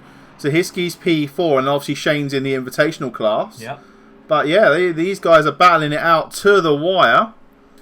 So we're going to have the first sector coming up now, which means that not really much can happen, but you've got to stick right behind your opponent here to get a good run out of the last corner of the sector onto the straight.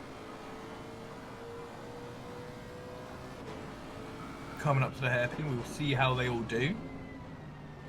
Oh, Paul's lost it. The Lexus went on the inside there, and Shane's going to just swoop through the middle and take all of them. Actually, no, Paul's still going. Very good job getting going really fast after that incident.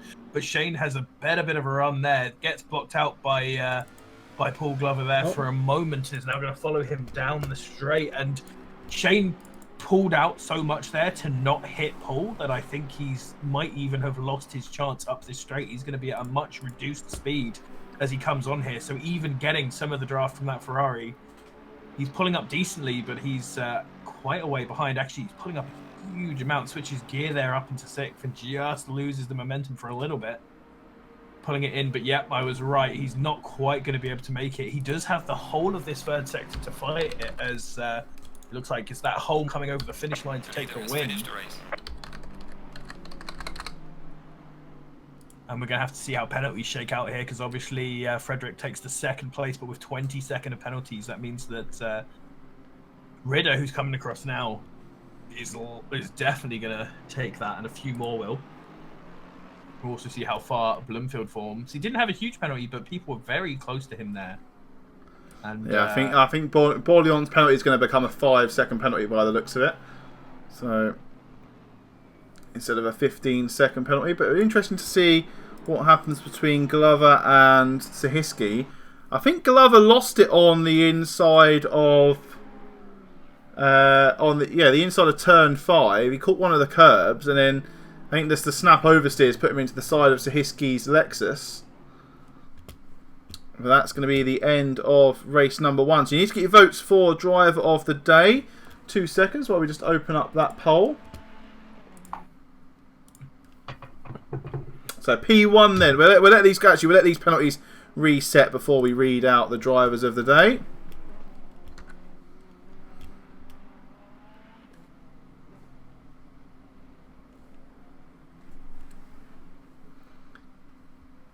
But Jimmy Holm then takes the win in invitational class, and I think Bollion's going to be high enough up the order to take the win in the Pro class, and the Riddler will take the win in the AM class. So they're going to be our 3 winners. We'll just wait for the server to jump us back into the pits so we can have a look at where they end out on the penalties. There we go then. So for P1, for your driver of the day, this is P1 for Jimmy Holm, P2 for Bollion, P3 for Derrida, P4 for Grosskamp, P5 for Salguero, P6 for Hughes, P7 for Van Zanten, P8 for Bloomfield, P9 for Alvarado, and P10 for Schuster. Let us know what your votes are for. We're going to jump back over to the podium screen as we prepare the podium for race number 1. No, I've not fixed your webcam for this part. Hang on, here we go. Here we go, you're back. Let's just cut that off there. It's P number 1, Jimmy Holm. P number 2 is Fred Eric. Who are you voting for then for your driver of the day, Gareth? It's a hard one because a lot of people did well. Even some of the people who got the penalties weren't getting them for a huge instance. Like Bloomfield's was just a little tap. I think Derrida has just been Derrida or Holm are the obvious 2 who have really impressed me. And just to break the tie, I'm going to hit up Derrida. Excellent stuff then. So let's have a little look how we're getting on. So that is the deciding vote then for driver of the day. Menno Derrida then is your driver of the day for race number 1. Excellent, good stuff.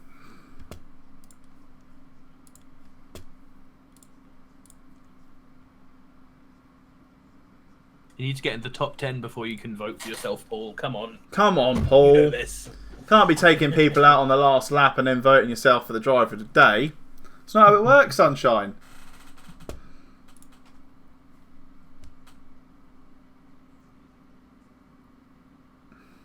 These pillows are great. Get them from IKEA. They're like back support. They're great pillows. Those are. Gareth rolled up 20 minutes before the stream.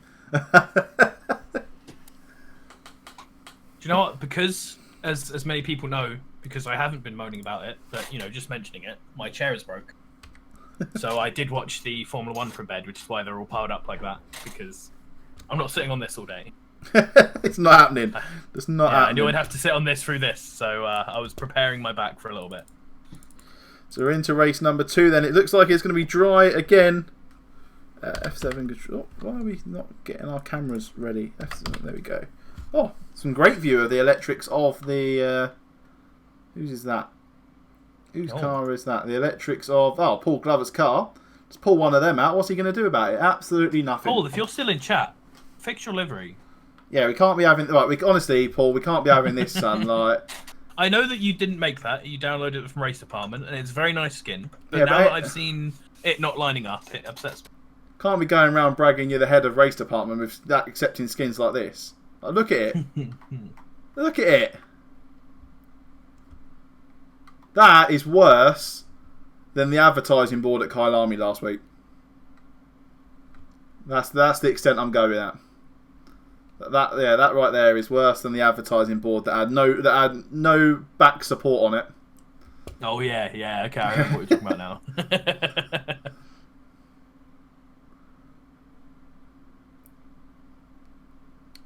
Just wait till we get to the front of the grid. Going for a little jog backwards through the cars. What interesting stuff is there on Paul Ricard? There's a helipad. Helipad's kind of cool. So we go through the grid then before we go looking around the track. Jimmy Holm in P1, Bollion in P2, Grosskamp in P3. Who's dropped out of P4? Who qualified in P4?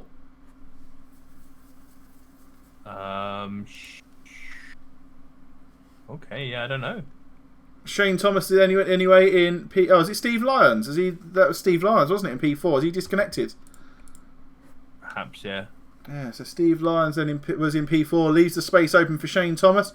Menno de Riddler then P3 and driver of the day for race number 1. Alvaro Bloomfield, Salguero Hughes. And then we got Sahinsky, Groom, Lambert, Van Zanten, Schuster, Reza. Horrier, another gap, which opens it up for Joseph, Iverson, another gap. And then we've got Allen, Meninka, Glover, Sachs, Straza, Martinez, Litchin, Ware, Doherty, Diggs, and then Daly, who mentioned obviously in the chat that he has had a disconnect, so he has come from one of those gaps. Another night race and it's dry. Oh, so disappointing. The only wet race we've had so far was in the Silver Split. Menno de Riddler got driver of the day for race number 1.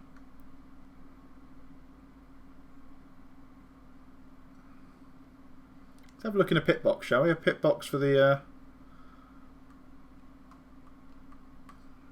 see what we can see.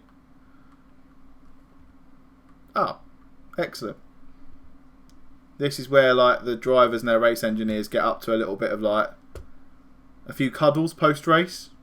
So that's where they play Warzone. Yeah, a few cuddles post race.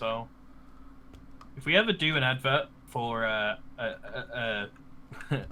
Paul Ricard endurance race, which as I say it, I know we're never going to do that because people would be so upset, but I'd definitely get some slow motion shots of this helicopter. I'm not going to lie, right? Who's getting through that door?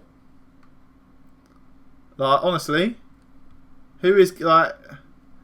We're not in like Willy Wonka's chocolate factory. Like who the hell is getting through that door? Like, come on now. Where does it even go? Let's have a look. See where it goes. No, well, nowhere. It's not even got back to it. It's not even got back to it. It just goes into a wall. Oh, let's see what. There.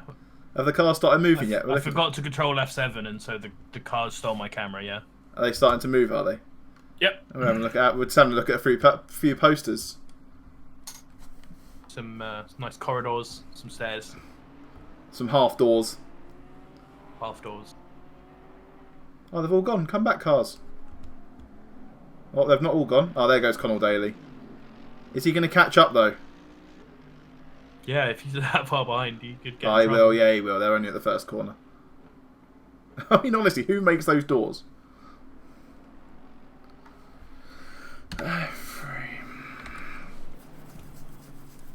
So we've lost Eric Groom, we've lost Justin Clerk by the looks of it. We've also lost Steve Lyons as well.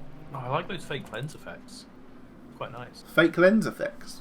Yeah, there's like it was like little imperfections on your lens as the light was shining across it. Yeah.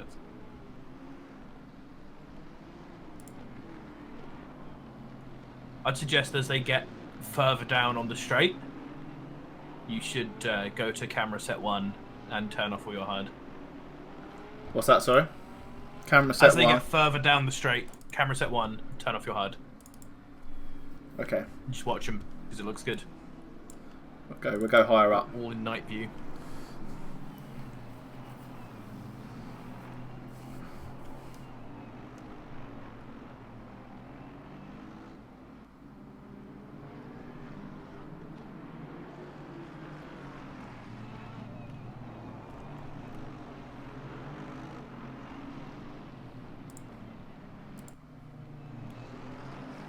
Oh, here we go, yeah.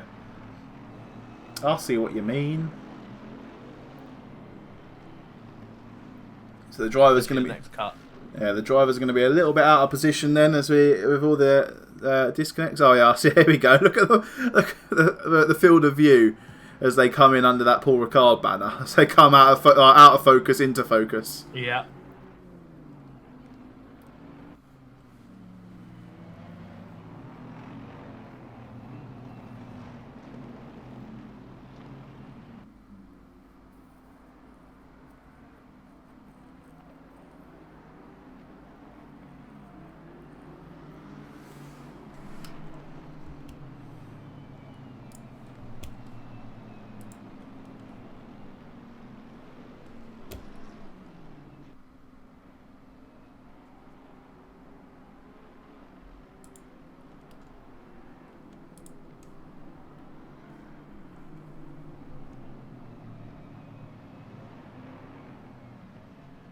So the cars then become 2 by 2. We get our HUD back. I'll let you talk for the first lap. You take us round the first bit. Quite an early formation on Paul Ricard, because it's quite a twiddly back section. They come up to the last corner. Holm, Frederick, Grosskamp, Thomas, Derrida, and Alvarado going to lead you off now after a few disconnections. Good to see that, unlike the AM split, you've got a lot of people starting much better, although actually Thomas is well behind where he should be, and so is Derrida in the other Aston Martin there. Both of them far back, and this is really pinched Alvarado, who now has a Bentley going up his outside.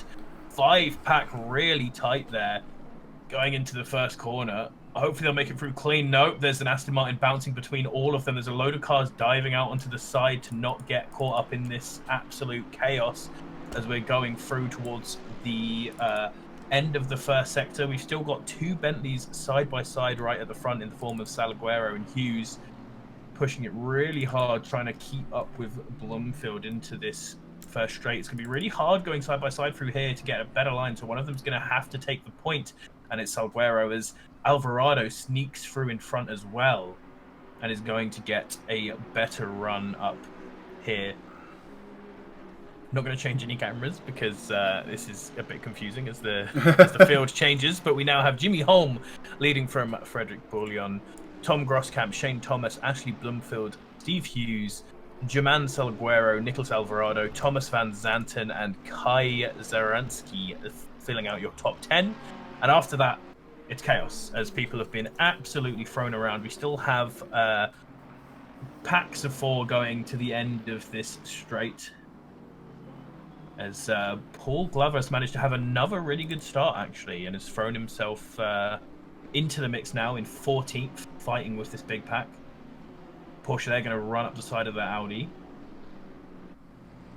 Does make it round so far, but as happens, oh no, the Audi absolutely goes out of it there. He had a chance to stay around on the inside, but he just gave up and sat behind the Porsche for now.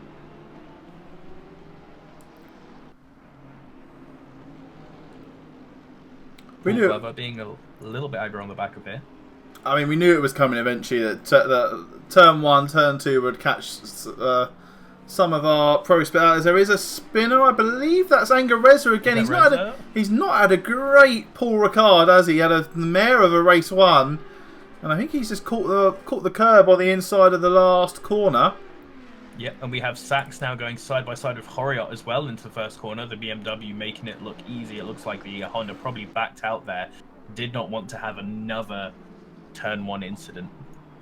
Alvaro's eating a curb through the first sector, and they're side by side with Salguero then. Salguero getting...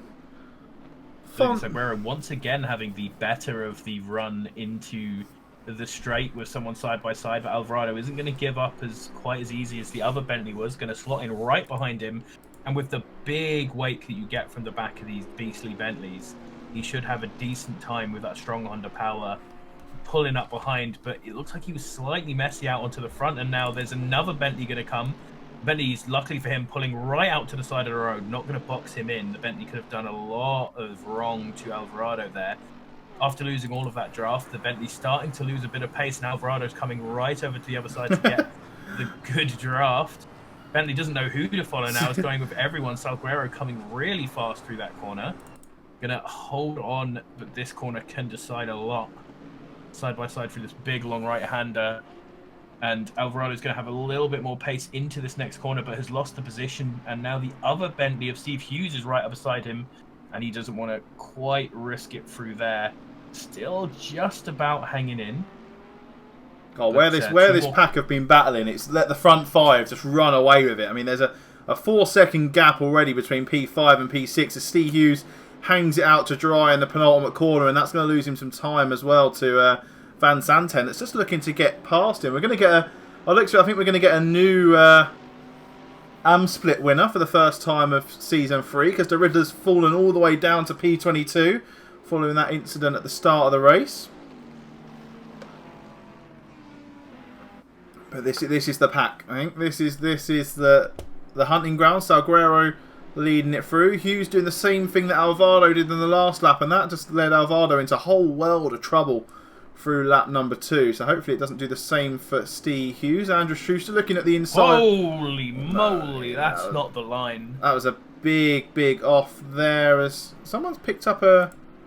Yeah, Zaransky just absolutely blasted across the hairpin, and I think got an instant DT for cutting the crack. Oh, that's really... Yeah, I was like, where's that come from? But Sahinsky then... Not having a really good Sector 1. That was where he came into trouble with Paul Glover in the last race, and in this race he's picked himself up a drive-through. He has got the toe of the... I believe it's Schuster in front of him in the Porsche. Yep. But I mean, this front pack of 5 here have just driven away with it. Holm leads by 0.3 of a second to Bollion. I'm going to say that name different every time. I will Google Translate at the end of this and sort it out. But it's Borgillion. like That's what I'm going for now. Borgillion. Okay. That sounds good. It's like Trivonovic. Now we're using the G. It's like Trivonovic. Like, I couldn't do that until I Google Translated it and heard it. Then I heard it and I was fine with it. So what are we going for? Borgillion. I've forgotten already. Yeah, we go for whatever it comes out at the end is what he gets. But Jimmy Holm then leads us across for the start of lap number 4, I believe. It's going to be lap number 4. And let's hope that Frederick's learnt his lesson. It looks like he has. So he got a couple of warnings and a penalty for cutting that pit exit line in race number 1. So Hitsky then serves his drive-through penalty. He served it so early, he's fallen straight down the order. We've still got the BMW bros at P13 and P14. Oh, Jimmy Holmes a little bit more on the brakes than Frederick would have wanted through turn 5 and 6.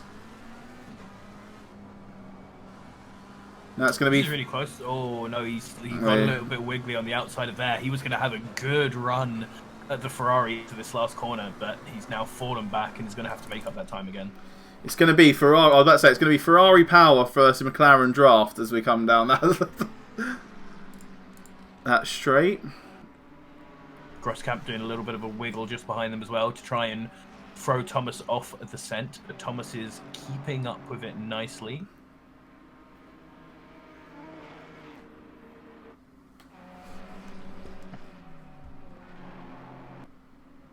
Oh, Frederick Bollion spun then at the end of the Mistral Straight. That's going to be, yeah, very disappointing there. I believe it was a spin. I don't remember seeing any contact. But that's unfortunate because he was actually putting some good pressure on Holm there, and now Holm is just going to run away with it with Groskamp, the one now at the front, the Ferrari feeling the pressure with 2 Aston Martins right behind him. Pit window is opening. And these Aston Martins are wanted. They're both obviously very experienced drivers in ACCSS. They're wanting to push and push and push as Bloomfield's going to pick up a 10-second penalty for that lap 1 incident.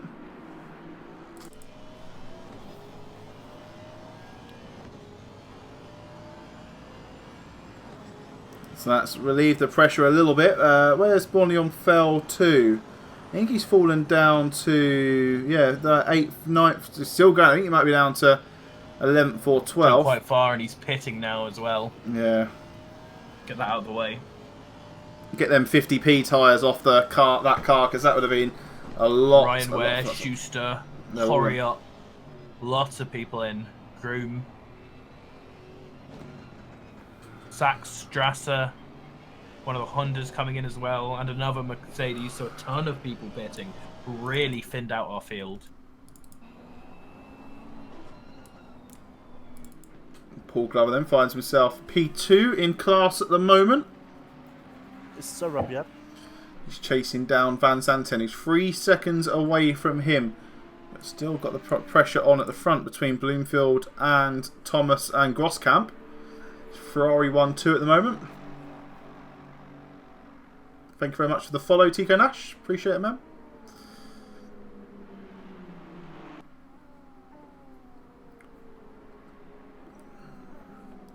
So these guys still chugging along. Go on. The Ferrari got a little bit slow through that corner. Shane Thomas sort of almost went for a dive for it, but I think it was just the Ferrari being so slow it looked like a dive, and he had to slow up quite a lot to avoid hitting to the back of him. They've sort of normalised now, but that was very close to being a collision.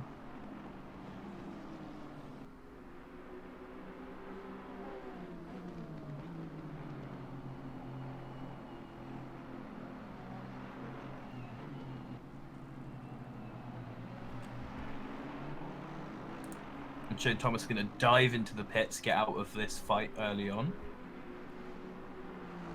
So that pulls apart that fight. And the next real contest is Van Zanten behind Steve Hughes. Zanten, if he can stick behind here, can get some really nice drafts off of the big old Bentley.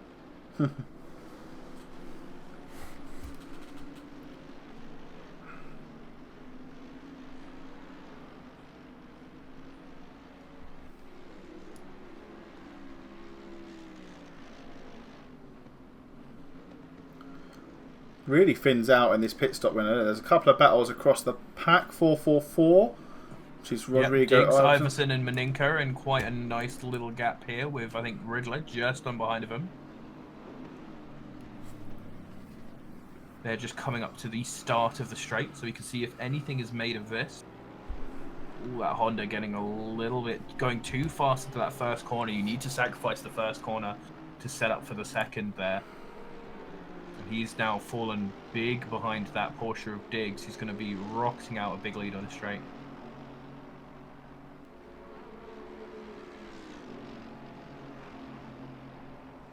Oh, it's Bloomfield in P3. Picks up a drive-through for track limits. He's also got a 10-second penalty as well. So that's going to put a fork in his race.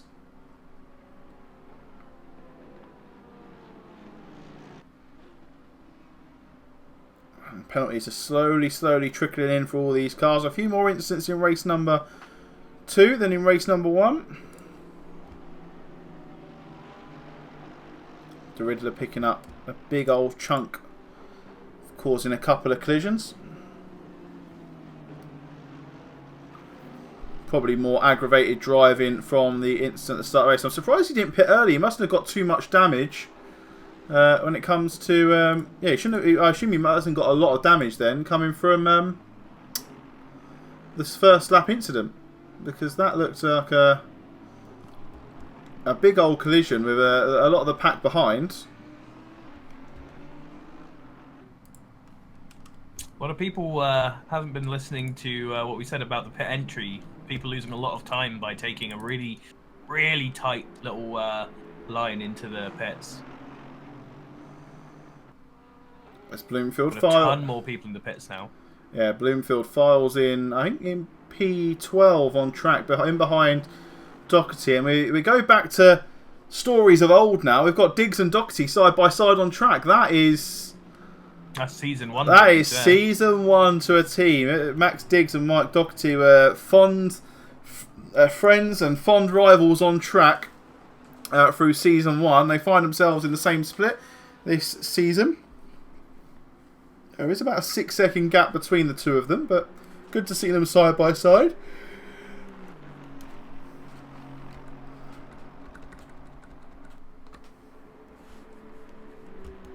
And we've got Steve Hughes has just come out of the pits. wait till these guys all sort of clear their pit windows, and then we can see how they get on through where we are at the top end, the sharp end of the race. So it looks like was Alvarado always ahead of Salguero? I can't remember. I don't think he was he? Because that was where obviously Thomas is pitted. Bloomfield, it was Hull. Oh, it's Hull. Yeah, I think he must have made that up in the pits. Yeah. Yeah. It was Hull and Bollion, wasn't it? Grosskamp. Salguero dives into the pits then at the start of lap number 8.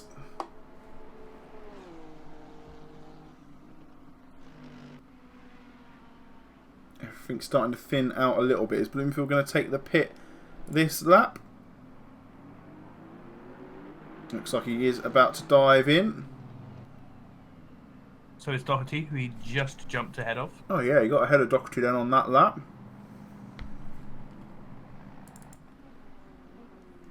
7 or 8 cars still left to pit. Van Zanten being one of them. Glover still yet to pit as well.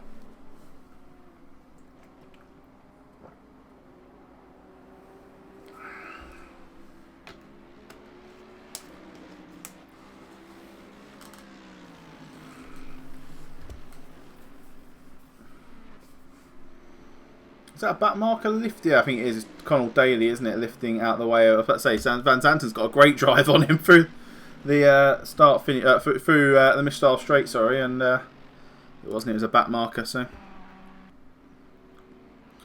quite a few more penalties trickling in this race. We are halfway through. Keep pushing.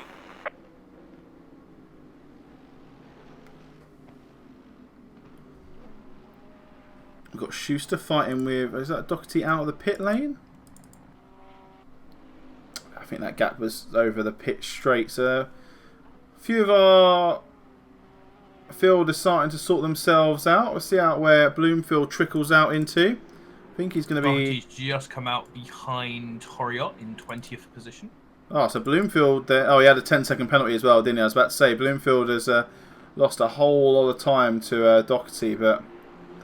because they came in together, but actually he's lost a... I'll tell you who has had a really good pit stop or a really good run. Ryan Ware has split that gap in between Horier and himself. He's got Joseph in between them, and Joseph picks up a 10-second penalty for causing a collision. Max Diggs then into the pits. Jason Allen into the pits as well. Actually, a lot of our leaders in this. Holmes in the pits. Grosscamp's in the pits. Glover, Allen, Diggs, all in the pits. Salguero's on his way out. I think he's tucked in behind Steve Hughes. The Bentley Bros are back together. Alvarado, Zanten, and Martinez. The only 3 people yet to pit as Reza comes in to complete his stop.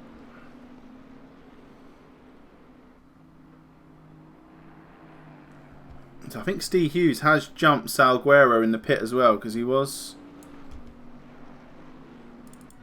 Yeah, was fiddling around with him at the lap beforehand.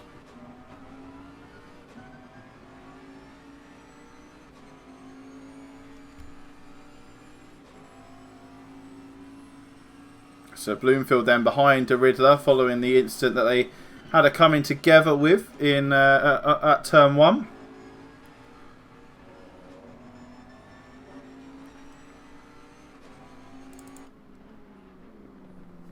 Oh, Salguero and Allen both pick up a drive through. Salguero for track cuts, Allen for speeding in the pit lane. Or speeding into the pit lane, should I say.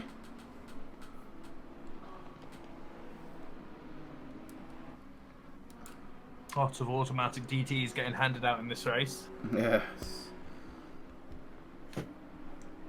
Don't normally see too many of those in our races. So the current top 3 then, as it stands: Jimmy Holm, Thomas Grosskamp, Shane Thomas are the top 3 on following the pit stops. Alvarado dives his way in. Hey, someone's got to take me, even if they're handed out automatically, eh? What did I just listen to? Everyone's getting down Terry's apparently. No, I told you today you're going to have to carry me through this. We're running on fumes at the moment. It's been a very busy week. Very busy week in the ACC Oh, Sim Series I just officers. need to absolutely stop and just say that, Rob, I love you, but you have just asked to give love to 3 of my least favourite tracks in the game. Oh, Absolutely that not. is season 4 all over. That is. I am not competing in season 4 then. Absolutely out of that. I'll tell you what. There's been so many complaints this week. We're just going to do 16-week season next season 4 of every track, and then no one has got any footing to complaining. Complain about. No, I'm sure someone will find something to complain about. The fact that Paul Ricard's in there or something. Ever. Yeah, probably the fact that Paul Ricard is in there, even though I will state that we'll do a season with every single track. Yeah, but Paul Ricard.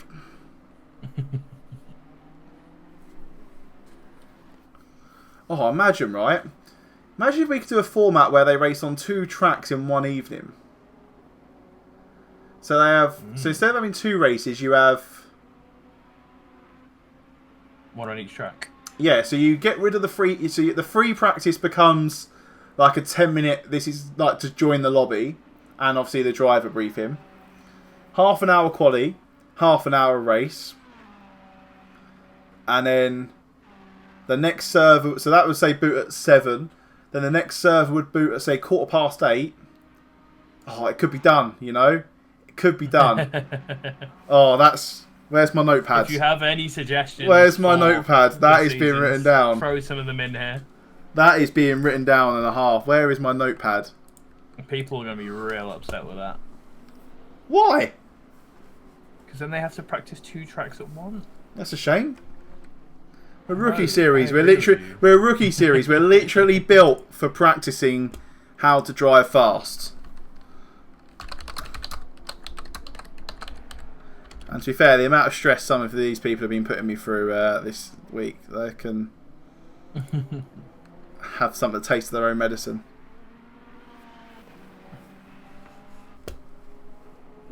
If you're getting what I've learned, Turner, is if you're getting hate, you must be doing something right, because Yeah.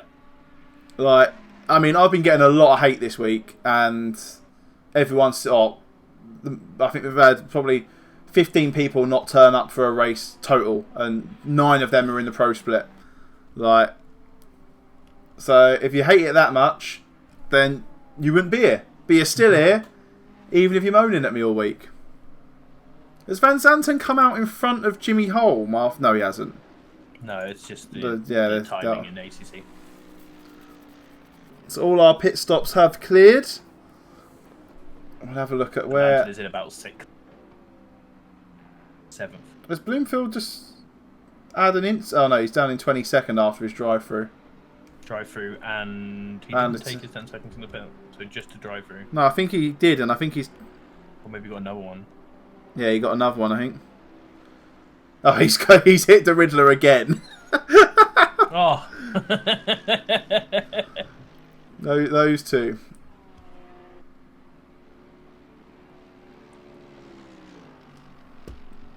Good, so they should.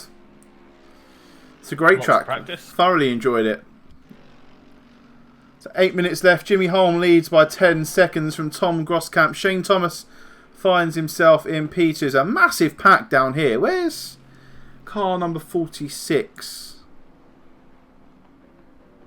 That's Salguero, who's just ahead of Horriot, with Julian Strasser actually getting in the mix and Paul Joseph finishing off that little pack. It's a great old little... Horriot and Joseph both with 10-second penalties.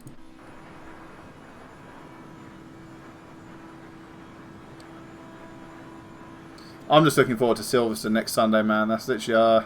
Silverstone's good. I live for the Endurance Cup events. They're just... Yeah. Like, you can make a mistake and still Pit window is now closed. have a race. Like, if that makes sense. Especially the way we do ours, where there's, like, obviously 30 GT3s, 20 GT4s. There's always someone to compete against, because there's... You have a mistake, you're likely going to be stuck with GT4s, but they're all going to be for position anyway, and if you're in a GT3, you're quicker than them. So, yeah. Racing. That's literally the There's always funnest... someone to pass. Yeah. Be passed by. It's the funniest thing. I think the very first endurance race I did was at Suzuka Multiclass, and we were 3 or 4 laps. We were in a GT3. We had an incident in the pit entry on the end of the first stint, lost about 7 minutes, so we were 3 laps behind all the GT4s in a GT3, and just spent the whole 2 hours. I double stinted because I was just enjoying it so much, and just spent the whole time just overtaking people. And it was all for position as well because of how far down we were. It was great fun. And a lot of our guys that we'd expect to be right at the top are really far down. I'm looking at Sachs chasing Martinez for 22nd, and then obviously Bloomfield, Riddler fighting for 20th. So a lot of incidents in this have allowed some of our sort of mid-pack drivers to creep up there. Alvarado doing very well. Good to see him not getting caught up in any incidents this time. Steve Hughes just behind him, following for 4th position. This is the earliest, the furthest up fight of the race right now, as Frederick should be trying to pass Paul Glover as well. We know Frederick's quick. We obviously know Frederick's quick, and he's got that position to try and find again after that spin at the end of the Mistral Straight. So here's a story about you're saying 24-hour question mark. In our endurance race yesterday, Steve Hughes nearly convinced me to do a 24-hour team event as our first team event. I don't know if it was tiredness or if it was like just pure frustration after the week we've had or the week I've had. I was like, yeah, sure, first team event, we'll go and do 24 hours of Spa or something. Teams of 4. But no, the first team event is coming. There's obviously a in-house test team event this week or this Wednesday, a 90-minute Monza race. Yeah, and then we'll then announce after that race in the Discord and on Reddit. Hopefully, so you might see us on Reddit again for a change. Our first team event. It's going to be 3 hours, and it's going to be on a. What day is it? On a Saturday. And it's going to start at a time. I don't even know what time it's going to start, to be honest. It is at a time. Earlier than the split? No, the split won't be in. Because it's part of the 10 days of Christmas. So there won't be any championship racing. Oh, yeah. So it's, a couple weeks. So Frederick Bournion then, chasing down the Ferrari of Paul Glover. Again, this isn't the Ferrari speed versus the McLaren drag we wanted to see earlier on, but Paul Glover deciding to defend the inside line, just letting Bournion past. Yeah, not sure what that was. I guess Paul Glover just thinking he's not in a fight for this position. He wants to just secure his points, so he's letting Bournion through. Yeah, he's got what a 15-second gap to P3 in AM class at the moment, so he's stretching it out. He's still about 10 seconds behind Tom Van Zanten, who's obviously in the lead of the pro split, the AM split, at the moment. Leaders of AM are very split, so they can all sort of chill, really. Whereas Hughes is slowly catching Alvarado.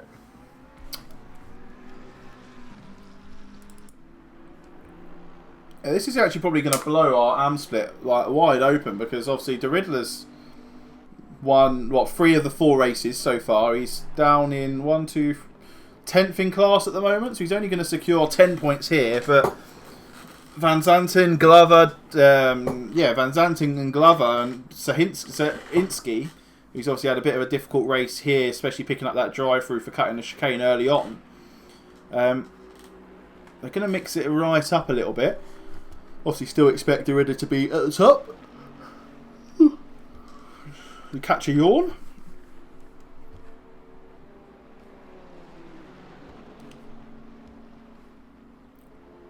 There's lots and lots of big gaps playing out throughout the field. Maninka and Bloomfield battling in for P20. Doherty as well. So they're all. This is a 3-car battle. De Riddler's trying to get in the mix as well. See, 2 of these cars have picked up penalties. Doherty defending the inside line. Oh, and Bloomfield and Maninka touch. I believe. I've not seen Bloomfield recover yet, but I've seen Maninka is spun round somewhere. Really dodgy camera angles in that corner. Bloomfield is just starting onto the straight now. He's on a mare here, Bloomfield. I think he's had contact with 226, and that's what's spun them both. I'm not too sure who's to blame yet, but I think it could be Bloomfield again, if I'm honest. And Derrida has just passed him, and Manenka. Oh, Derrida's in front of Bloomfield again. That's gonna end in tears. Hopefully they can keep it clean this time. Holm just out there. He's still reeling this in. He's getting so close to Alvarado now. Holmes just out there hot lapping for fun. His fastest lap is a second quicker than he's got the fastest lap of the race by a second. So he's just out there for a bit of fun. That's why they're in the invitational class, to at least put a gauntlet down to some of our pro drivers to see this is the standard you need to match.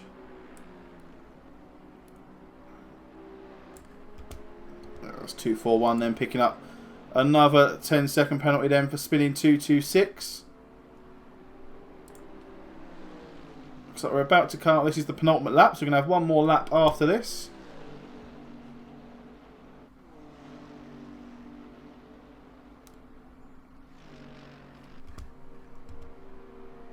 He is catching him. Just reeling him in. Just the whip from that Honda as he comes off the Michelle straight. Oh, he's been hung out to dry a little bit though. Can Steve Hughes find a way through the inside? Can't quite just yet. Really close to the back now. He's looking around the outside, looking for the whoop-de-wop on the Honda through turns 13 and maybe into 14. He's got a better drive through there than the Honda. Much better drive out there. Yeah, that's incredible. He's just going to swoop around the outside. Now into the inside of this corner. It's a good run, but he is going to have the worst run through the final hairpin. Oh, Alvarado cannot slow it down. The Honda went wide. He still got actually the good line, and they're still side by side, so he possibly didn't lose that. But the Bentley's going to be very slightly ahead because he's got that slightly better drive. Bentley goes to the racing line. Oh, they're still side by side though into turn 1. Alvarado has to give. He does. So Steve Hughes is going to be the decider here. Steve Hughes puts himself all the way up onto the second spot of the podium then.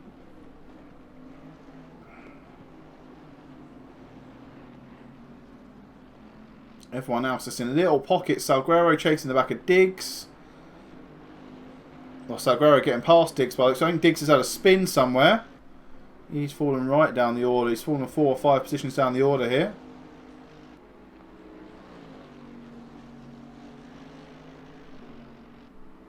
Steve Hughes breaking the toe for the Honda. Jimmy Holm then bringing us round the final sector for race number 2.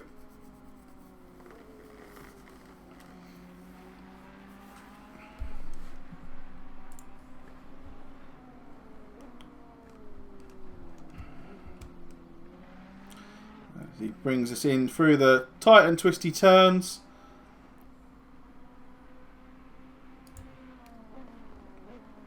I'm going to open up the vote for driver of the day shortly, so make sure you get yourself ready to enter that.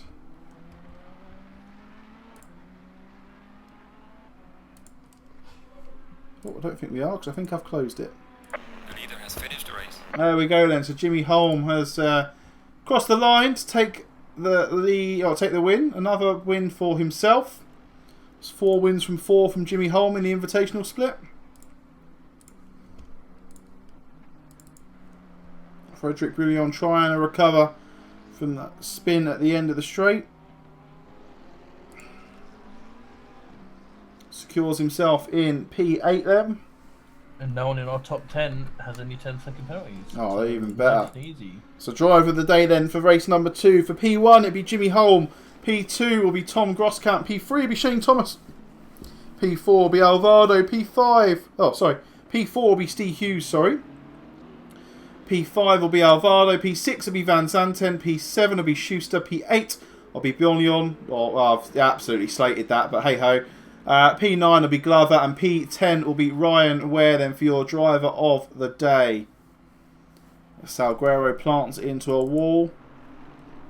Bloomfield's going to fall right down. I think Bloomfield's coming in for dead last here with his 20-second penalty. The rest of the pack are quite close together. A race to forget for Ashley Bloomfield, I think, is their best way of putting that. Have to see how our cars fare as they cross over the line for the final time. There we go then. So we're going to jump over to the podium screen.